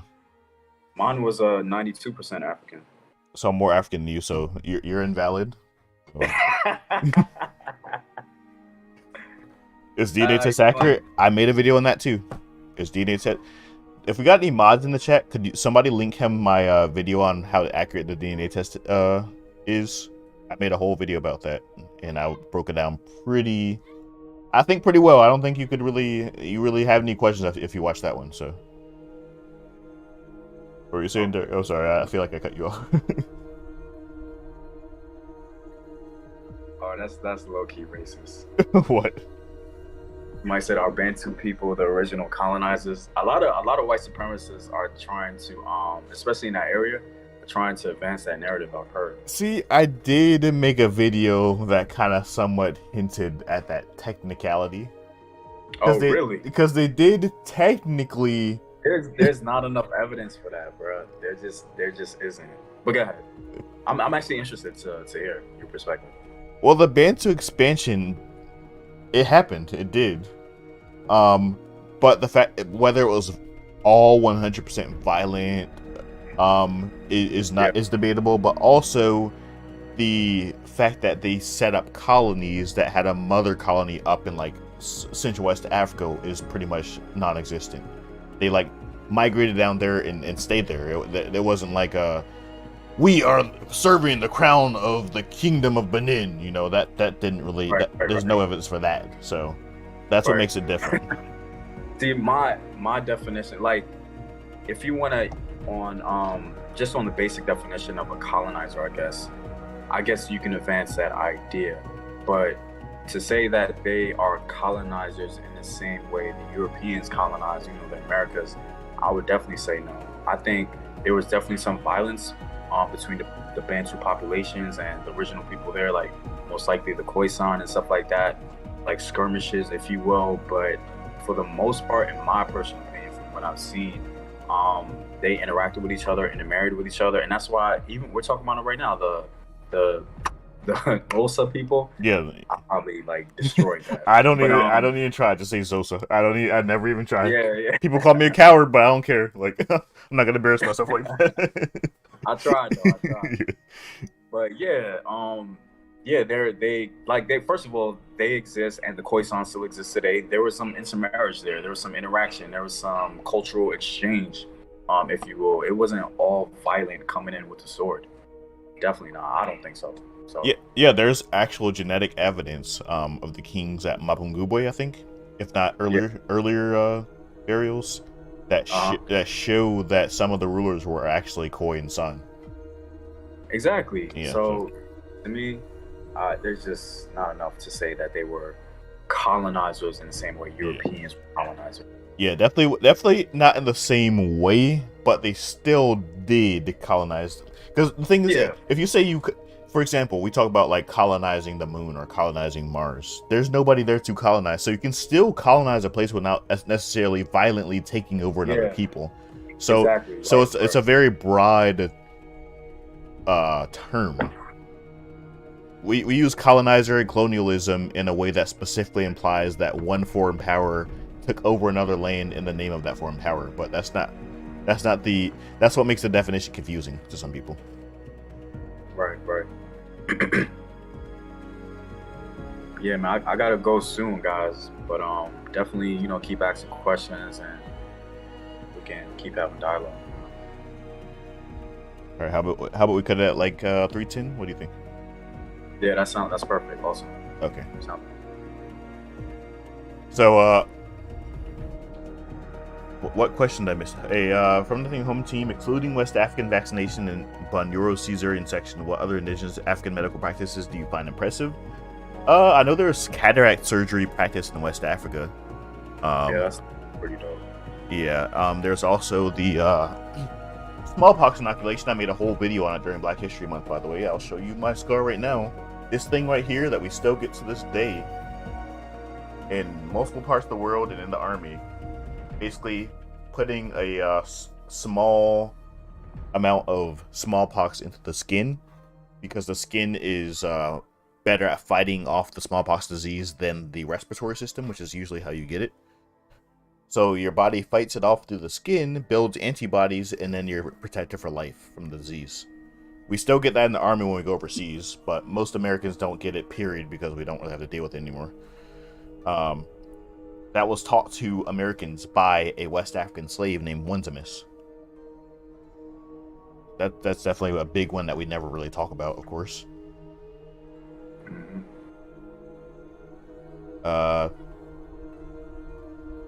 Any others that you know of? Because that's not one place I've explored too deeply, as far as Oh yeah, medical yeah. practices. I haven't explored the African medicine and innovation in that area at all. Not really. All I know is the cesarean section and what they were doing in Timbuktu with the cataract surgery. Yeah, I haven't really explored that. But I'm impressed with cesarean. Yeah, the Yeah. C-section. I think you and I both did videos on that at some point. Yeah, definitely. Did the Swahili cities colonize areas in the same or similar ways that the Greeks did? No. The Swahili cities, they were pretty peaceful. They were mostly just traders. They didn't. I mean, I'm not saying wars never happened, but the majority of their existence, they weren't colonizers or conquerors. They just wanted their money. That was it. They wanted to send stuff to people and get money for it, and vice versa. Get their nice Chinese porcelain and eat at their dinner tables, and that's it.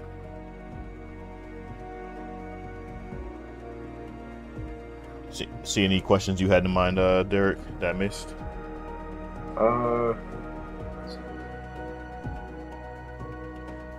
Oh, are you aware of any books on the history of science and technology in Africa? Honestly, Robin Walker, I believe that's his name. He really gets into that a lot in his book.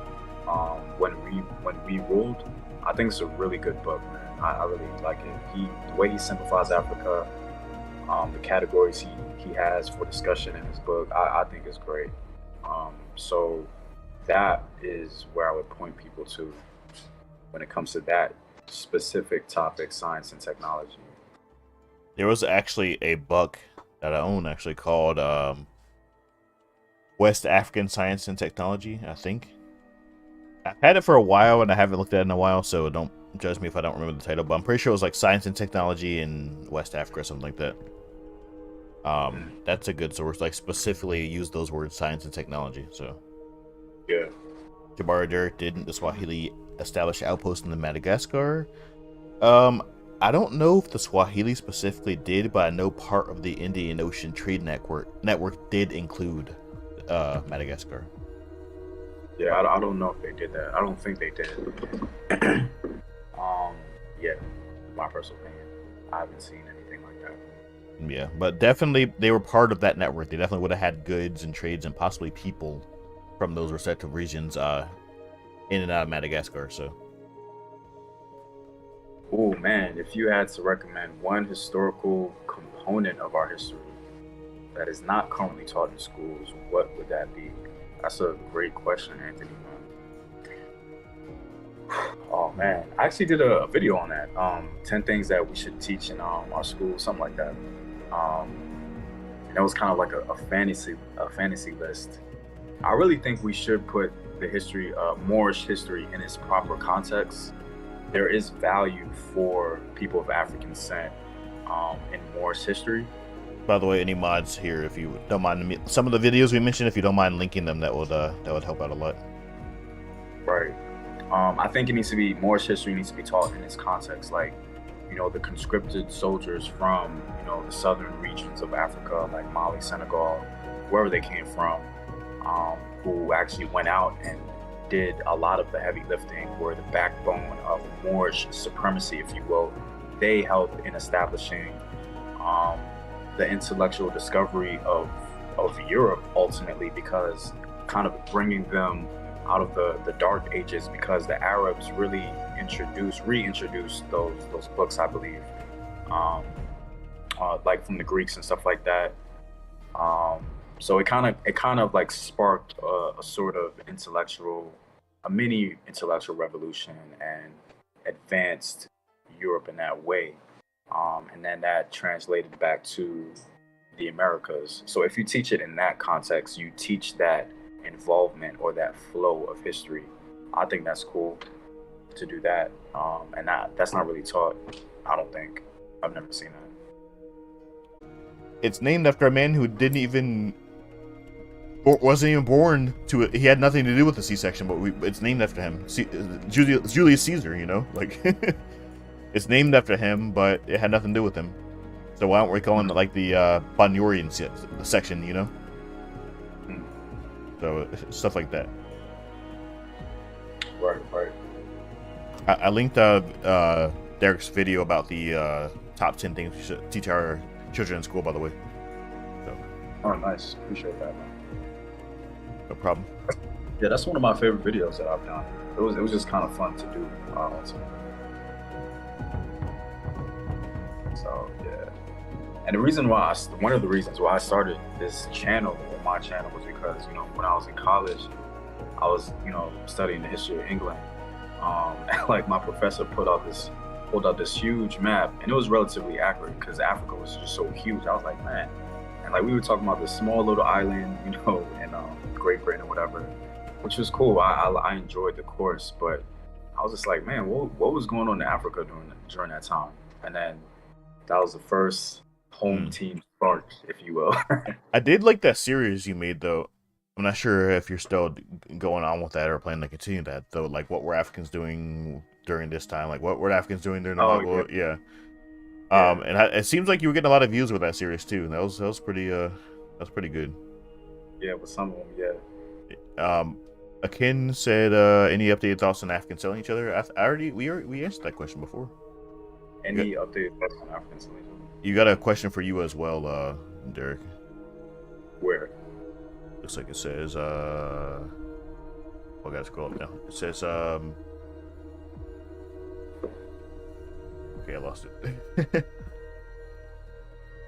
Oh man, sorry I missed your question, man. I don't see it.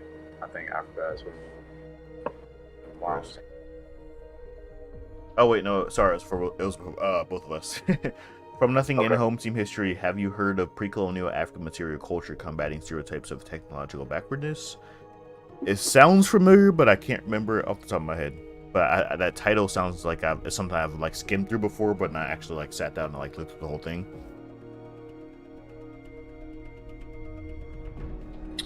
Where was that question? It was by Emmanuel Adama. Okay, have you heard of pre-colonial African material culture combating stereotypes of technological backwardness? Man, you above my pay grade, man. That's a great question. I do not have an answer for you, my brother. Sorry. They're just the thing with African history is there are so many just like books and texts and articles just all over the place, but nobody reads them and nobody makes content about them. So it's our job to just bring it all together. Oh yeah, absolutely. Consolidation of sources is one of the main goals of From Nothing, at least. Consolidation of sources, right? Inspire people to like write books about them, make films about them, make documentaries, so people don't have to look in 8 million places for like one thing they want to talk about. Like if you want to talk about Napoleonic France, for example, you got like just 2 books you can read. Like, if you want to look up like weapons of Nigeria, right? Yeah, you got to look all over the place because you find one book that talks about like this one little tiny element of this one weapon, then another book that talks about these 2 weapons used by the Fulani, and then there's one book that talks about it's just everywhere. Right. And people historians who want to talk about history, they get discouraged by that when they look up African history. They get discouraged. So. Right.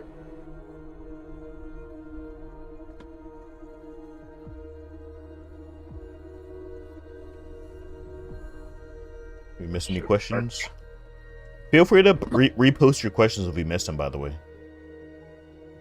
Somebody said about bronzes. Thoughts on the return of the Benin bronzes? Yeah, man, like honestly, we can't just as African people and as Afro-descendant people across the globe, we can't just ask Europe to give us back our stuff, or we can't just ask Europe to, give us reparations, or there's no power in that. because you have no economic base, we have no economic strength, we have no incentive for them to listen to us at all. Like, you can't just make make demands without any bite at all. You have to have some bite, whatever that bite may be. So to me, like, when when Nigeria says, or Benin, not Benin, yeah, when Nigeria says, hey, give me back the bronzes, or if there's some activist saying, give me back the bronzes, don't just say that, man. Like, have some sort of consequence for not giving me back the bronzes, whatever that consequence may be. I agree with that. If you want to be on that tip. Wholeheartedly, and I have some more to say on that too, but let's go ahead and the African Triforce, thank you for the $5. Would it be possible for the Mali Empire to conquer all of West Africa during the time of Mansa Musa, Abubakar II, and Mansa Abubakar II and Mansa Musa? I would say no, because even during the reign of Mansa Musa, like, they still barely even got their hands on Gao. So, and they claimed they had their hands on Jinne, but Jinne was still kind of like, not really. Yeah, Jinne is always just a weird one, man. You never know what their status is. Yeah, so it's like they also had some nominal control over the Akan peoples too, down in what is now Ghana, which honestly may have been the source of their state building traditions. And that's where most of Mali's gold came from during their later periods. But they were grassland / savanna peoples. Exactly. And they relied on that cavalry, Yeah. So if you have any knowledge of like the military traditions of old kingdoms and empires, terrain and climate zones, biomes made a huge impact on how effective one kingdom was over another. Like the Chinese and the Romans alike, the ancient world's most powerful empires, they always struggled with horsemen, always, because they didn't have large cavalry forces in grasslands like China, or sorry, like the Mongols or the Huns or anybody like that, and even Mali itself. Going back to Mali, despite being horsemen, they still struggle with horsemen. The Mosi peoples. So, hey, man, what? And I actually thank the Mamluks for this. Like, if the Mamluks did not stop the Mongols in Egypt, that would have been bad for North Africa, potentially. You are spoiling one of my alternate history videos going to be releasing soon. So. Oh, really? Oh, my bad. Sorry, my bad. No, you're fine. Honestly, I want to hear your opinion because I'm still working on it. So. Yeah. No, maybe we should collab on that or something, man. We should. Yeah, we could. That's an interesting topic. Because I'm still formulating my mind, but every time I run into the topic, whatever, like, I'm like really thankful that the Mamluks, stopped them coming into the continent. Egypt was the entryway. I don't know if the Mongols would have want to stretch themselves out that far, because the farther you go, the more power you have, essentially. And more resources and manpower. Especially whatever. That's like a really, really, really different biome. So yeah, exactly. So I think Africa could have had a chance or shot, but man, if they didn't stop them, that could have been, and it would have been really interesting to see the Mongols versus the Nubians, to see what that would have looked like. Man, oh my goodness. But yeah, what were we talking about before? The thing I said I would revisit. It escapes my mind. Yeah, I was just. By the thing before that question, what was it? I told myself to remember it and I forgot. Anybody remember? Anybody in the chat remember?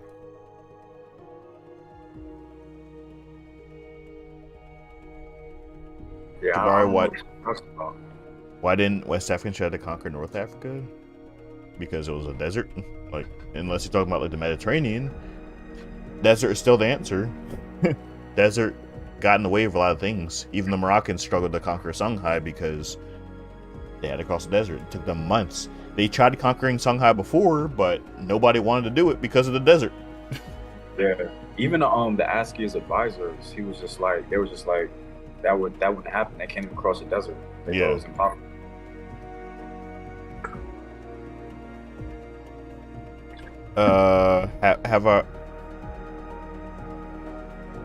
What was the question, Hidden History? What was his question? I really wish I remember, because I had something to say about the comment you made before. Oh, yeah. Repatriation of the bronzes. That's right. That's what you're talking about. Okay, yeah. Yeah, I completely agree, because it's like, like these days, it's like, for example, the U.S. has sanctions on Iraq, for example, right? Or not, sorry, Iran. Right. Like, hey, we're not going to trade with you. Guess what? You don't get the benefits of the U.S.'s economy and goods and services and stuff. Because you don't do what we want to do. Same with North Korea, same with Cuba, you know. And Africa, unfortunately, doesn't really have that power. Like, most of the countries can't be like, hey, if you don't do this, we're not going to give you this resource or this material. Because the few materials and resources they have to assert that dominance with, they depend on for the very livelihood of their nations. So they can't say like, hey, send us our stuff back or we're going to do this thing. So I completely agree with that. However, though, with the world the way it is, with the Europeans being happy where they're at now and they got everything they wanted from all their past, they're starting to be a little bit nicer. And actually recently Germany signed an agreement to send some bronzes back to Nigeria. And other European countries are actually kind of getting pressure, like, okay, since Germany did it, then I guess we got to do it too. They're starting to get some pressure too to do the same thing. So it's happening, but as I said, to have like some kind of like deal struck, that's how that's the world we live in. You got to make a deal with people. You got to be like, okay, look, we're sending you oil. We're sending you like, you know, thousands of barrels of oil every year, but we want our stuff back. So we're going to cut that in half if you don't, or we're going to raise the price. Yeah, exactly.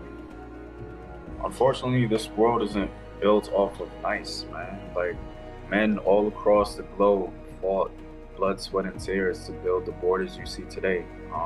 And it's just what it is, unfortunately. Yeah. So you can't rely on the nation being nice to you and just giving you back your stuff or apologizing to you. Like, you apologize to me because I have some economic power ultimately, and you're trying to, you know, to gain access to something. I don't know. It's all about tit for tat, you know. It's not like back in the past, back in, you know, the Middle Ages and stuff. One ruler liking another ruler might be all it takes. But these days, there's so many checks and balances. Like, Congress has to agree, Prime Minister has to agree, people have to vote on it, etc., etc., etc. You got to impress your party, or your people in your party won't support you. And do we have the money for that? And is this money legally, like, is it legal for this kind of money to be used for this specific thing? And it's just so many things about it. I mean, I'm not saying in the past there wasn't those types of things, but the way it is today, it's absolute power had a much bigger role in that kind of stuff than our modern politics. So it's just like somebody getting like convicted to murder for a crime they didn't do or something like that, and then it takes them like 2 years to finally get acquitted, even though with like everybody knows they're innocent. It's just like, oh well, they got to go through all the paperwork and all the court cases and what, even though we know, like, everybody knows. It's that kind of thing. So Hammond had a question. Yes, I saw the first time. I wait. Okay, I'm just so you guys know. Questions. We will see them when we see them, but they're not easy to see all the time. So, Manuel has a question. He said, "Have you heard of Ben Ali? Apparently, he was a Songhai medical doctor, cured a French prince. I've never heard of him. That's interesting." Thanks for sharing. Amin Ali, you said? It says, or Aben Ali. Emmanuel, are you part of my Discord community? Because you have a lot of really good questions. never heard of him. I gotta look him up. That's like the third really like whoa question he asked this stream. Yeah, Emmanuel's a real one. I think I spoke with Emmanuel before. He's real.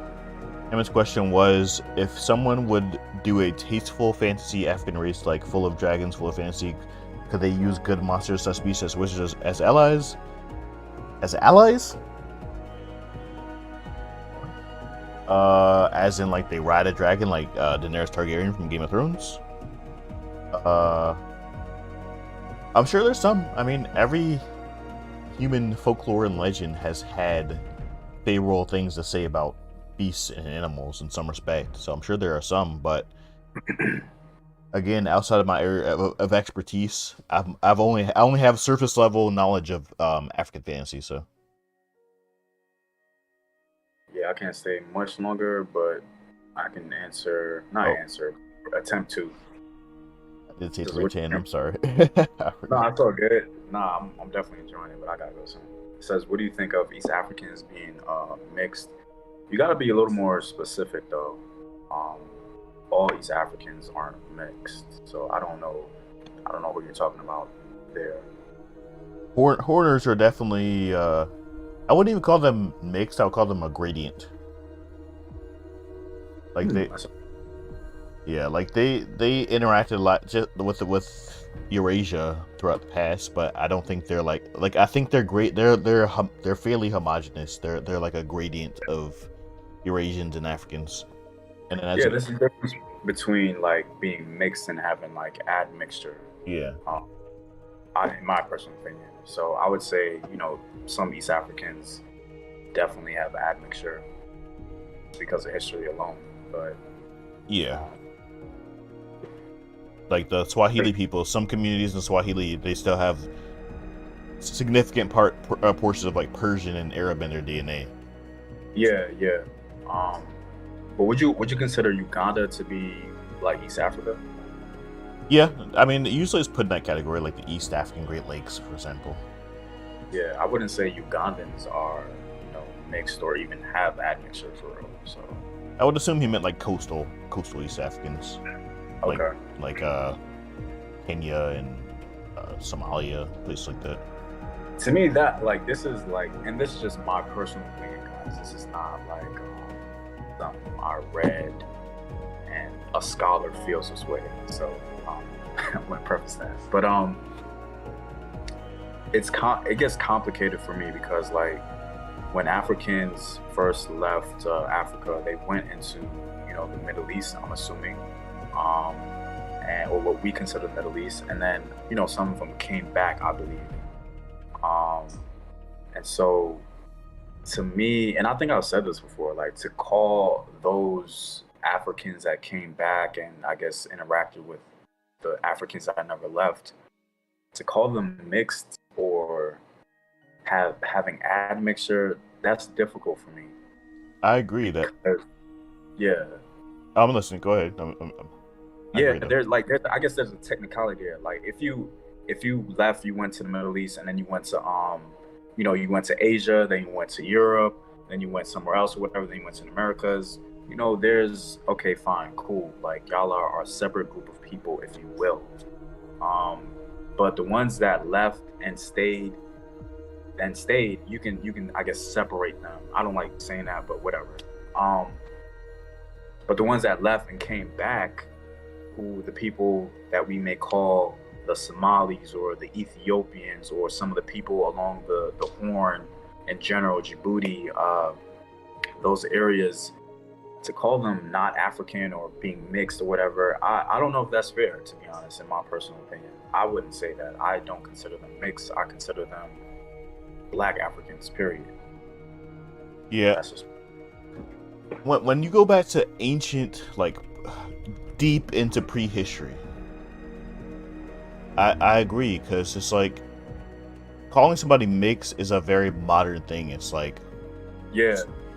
somebody, some group of people from, I don't know, Italy migrate down to Tunisia, right? Yeah. And they mix. And this was in let's say 1100. Yeah, those populations Right. are mixed because it's documented, it's recorded, we know it happened, we know why it Right. happened. But if it's Right. just like some ancient group of people, still primarily hunter-gatherers, still, Stone Age, possibly like on the verge of the Bronze Age, and they migrated down. No, they're not mixed. Right. Because the concept of mixed is something that has to do with populations that we know and identify by names, by cultures, by genes. But Right. back then we didn't have that. So Right.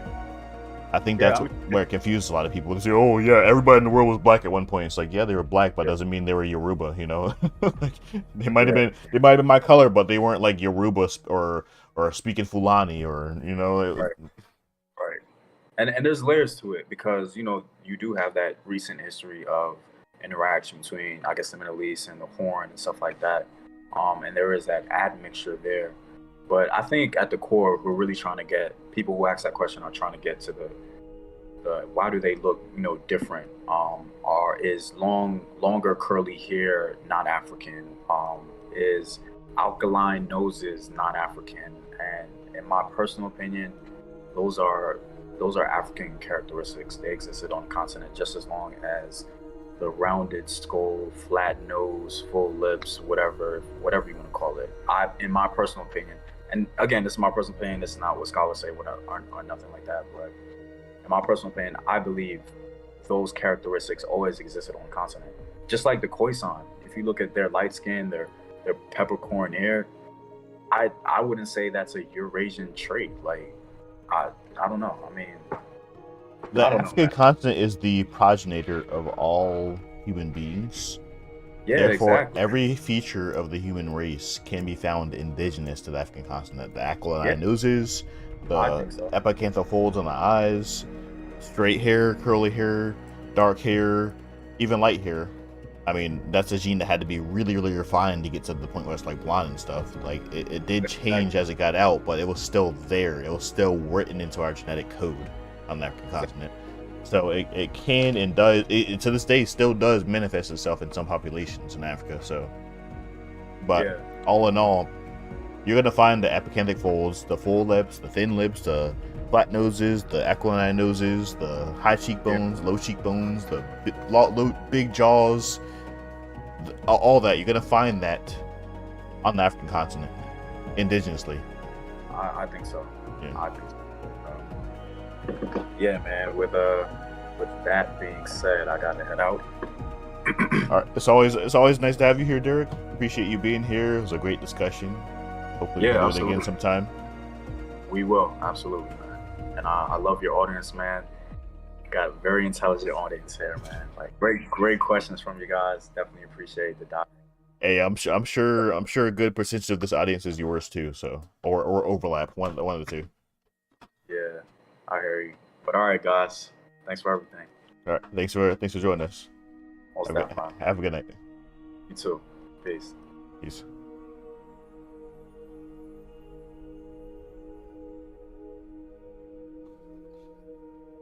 All right. So the stream, we're not quite done with it yet. I can still answer some questions here if I'm not too boring by myself. So we're still here for a Q&A for a little bit before we call it quits on this one. So we could also go back to the Yasuke topic if you guys want to do that as well. I still feel like we didn't fully dissect that as much as I wanted to, or as we wanted to, but we kind of steered off topic because when you talk about African history, there's so much to talk about, So, are we leaving too, Somos? All right, see ya. Are there genetics wise differences from West Africans? What are? Oh, hello, Chubby Moth. So Chubby Moth, by the way, I just want to shout him out. Chubby Moth is actually helping facilitate the production of that African interactive map that From Nothing has been working on for the past few years. Yeah, he resurrected that project, so shout outs to Chubby Moth for that.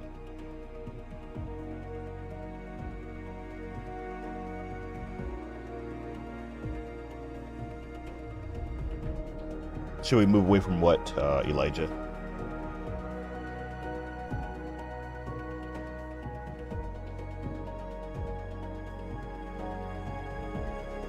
It ain't night. I mean, if you're in Europe, it's night. Afrofuturism versus African futurism. What's the difference? I've never heard of African futurism. I've only heard of Afrofuturism. What's the difference? Books on life in medieval West Africa, like specifically on the life there. I don't really know of any. It's like Derek and I were talking about. When you want to find specifics like that, you gotta search through like a million different scattered sources because there are very few authors who decide to like put it together into one book and write about it. And that's one of our goals. We're trying to consolidate that stuff. I'm sorry for the yawn. So, have you heard of Cheddarman? Yes, the oldest human remains found in the British Isles, and they reconstructed it as a black man, and people got all pissed off about it. Yeah. So we move away from using the race black as a construct of identity. I mean, I don't think that it's really possible. I mean, we're black. What else? I mean, if you're in America and you're black, you got two options besides black: American or African American. And I personally don't like being referred to as African American. As much as I'm proud of my ancestry and my people, I'm not African. And I think it's unfair to take their entire continent and apply it to my identity. Because first of all, I'm not African, I'm American. Born, raised, culture, language, religion, everything that's been part of my life has been American. Secondly, it's not a whole continent. Like, saying African American is like claiming the Zulu, the Egyptians, the Moroccan. None of them had anything to do with who I am. My people didn't come from those places, so no, I don't think moving away from black is really gonna help anything. Black is the way to just neutrally say, hey, you're American, but you're black. You're American, but you're white, you know? When is going to be on his channel, on your channel, or video about the Jews of North Africa? Not something I really had in mind. Black is not a color. It's not, but it's a race. It's a racial category. Like, it's a stupid racial category, but it exists, and I think that's the best way we can identify ourselves as Americans, because there hasn't really been a better term besides African American, but we're not Africans, you know. So we're just not. Our ancestors were, but even still, as I said, it's a huge continent. Like, to generalize the whole continent as us is just wrong. It's just not correct. So, yeah, I agree on not using African American, but I do wonder if we can just stop using race set. People instead of geography or beliefs and such. Since the dawn of mankind, trying to place labels on a people and where they come from and who they are has been and probably always will be a thing. That's just how it works. Whether it's a company, a tribe, a corporation, a city, a state, a country, it doesn't matter. Ethnic group, we like labels. We like putting labels on things and categories because that's just how it is. It's not something just like, oh yeah, let's just stop doing it, you know. And no, that's not gonna work. Race is a real thing. That's why some medicines affect different races. No, people of certain, for example, they say, oh yeah, malaria is less effective against people of. I'm sorry. Like quinine is an anti-malarial drug. It causes like negative effects on people of African descent. That's because most people in America who are of African descent are descended from West Africans. But that same won't be true from somebody from like South Africa, for example, you know, like a Khoisan person. So yeah, it's not race is a real thing, it's genetics are a real thing, not race. Genetics. So there's something called race and genses. Stop lying to yourself, races exist, stop being emotional. No, races are not a.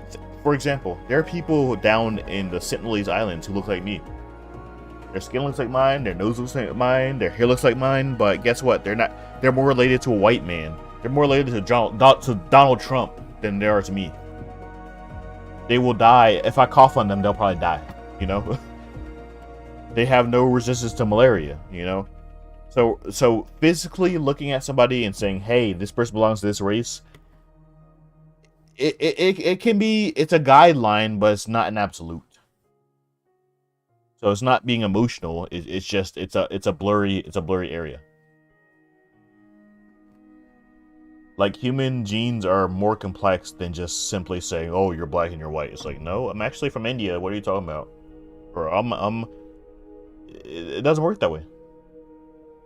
When I was deployed to UAE, my Mexican friends in the U.S. Army, Arabs will walk up to my Mexican friends and start speaking Arabic to them.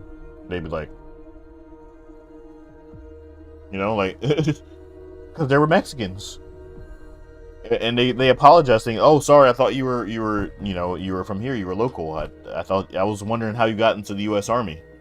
Like, yeah, I'm Mexican. I'm not Arab, so.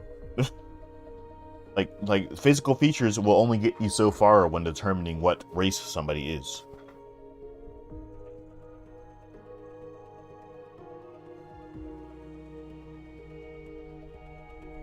But I think we're gonna close it here in a couple minutes though. So any final questions or comments before I do so? Anybody? Papua New Guinea people look black, but do not edit because they're not African. They're not African. It's like nothing about them is African whatsoever. The only part about Papua New Guineans that is African is the fact that like 70,000 years ago, the original humans migrated from Africa. That's it. That's literally the only thing about them that's African. Whereas Europeans, despite being white, migrated from Africa more recently than the Papua New Guineans. So, you know, it goes to show you. We got planned for the channel. I have a lot planned, but it would take too much to explain, and I don't want to give any spoilers. But right now, I'm currently in that transition of trying to do this stuff full time, and it's really difficult. I'm struggling. If I'm being honest, I'm being really struggling. So, yeah. Next video, no spoilers. I saw you post it 3 times. Don't worry, I heard you. If you post it again, the bot's probably gonna get you for spamming. But yeah, I'm not gonna give any spoilers. So yeah.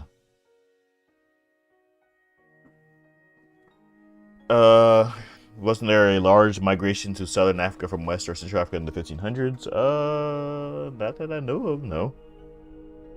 The only migration I know from that region was the Bantu migrations. So, did you like the Yasuke anime? I did not. I guess you must have just joined. I mean, I'm glad it happened. It was somewhat enjoyable, but overall, I think it had a lot of issues that should have been resolved. So, yeah, supernatural, sci-fi, just it was just too much. I wish it was more historically accurate. So,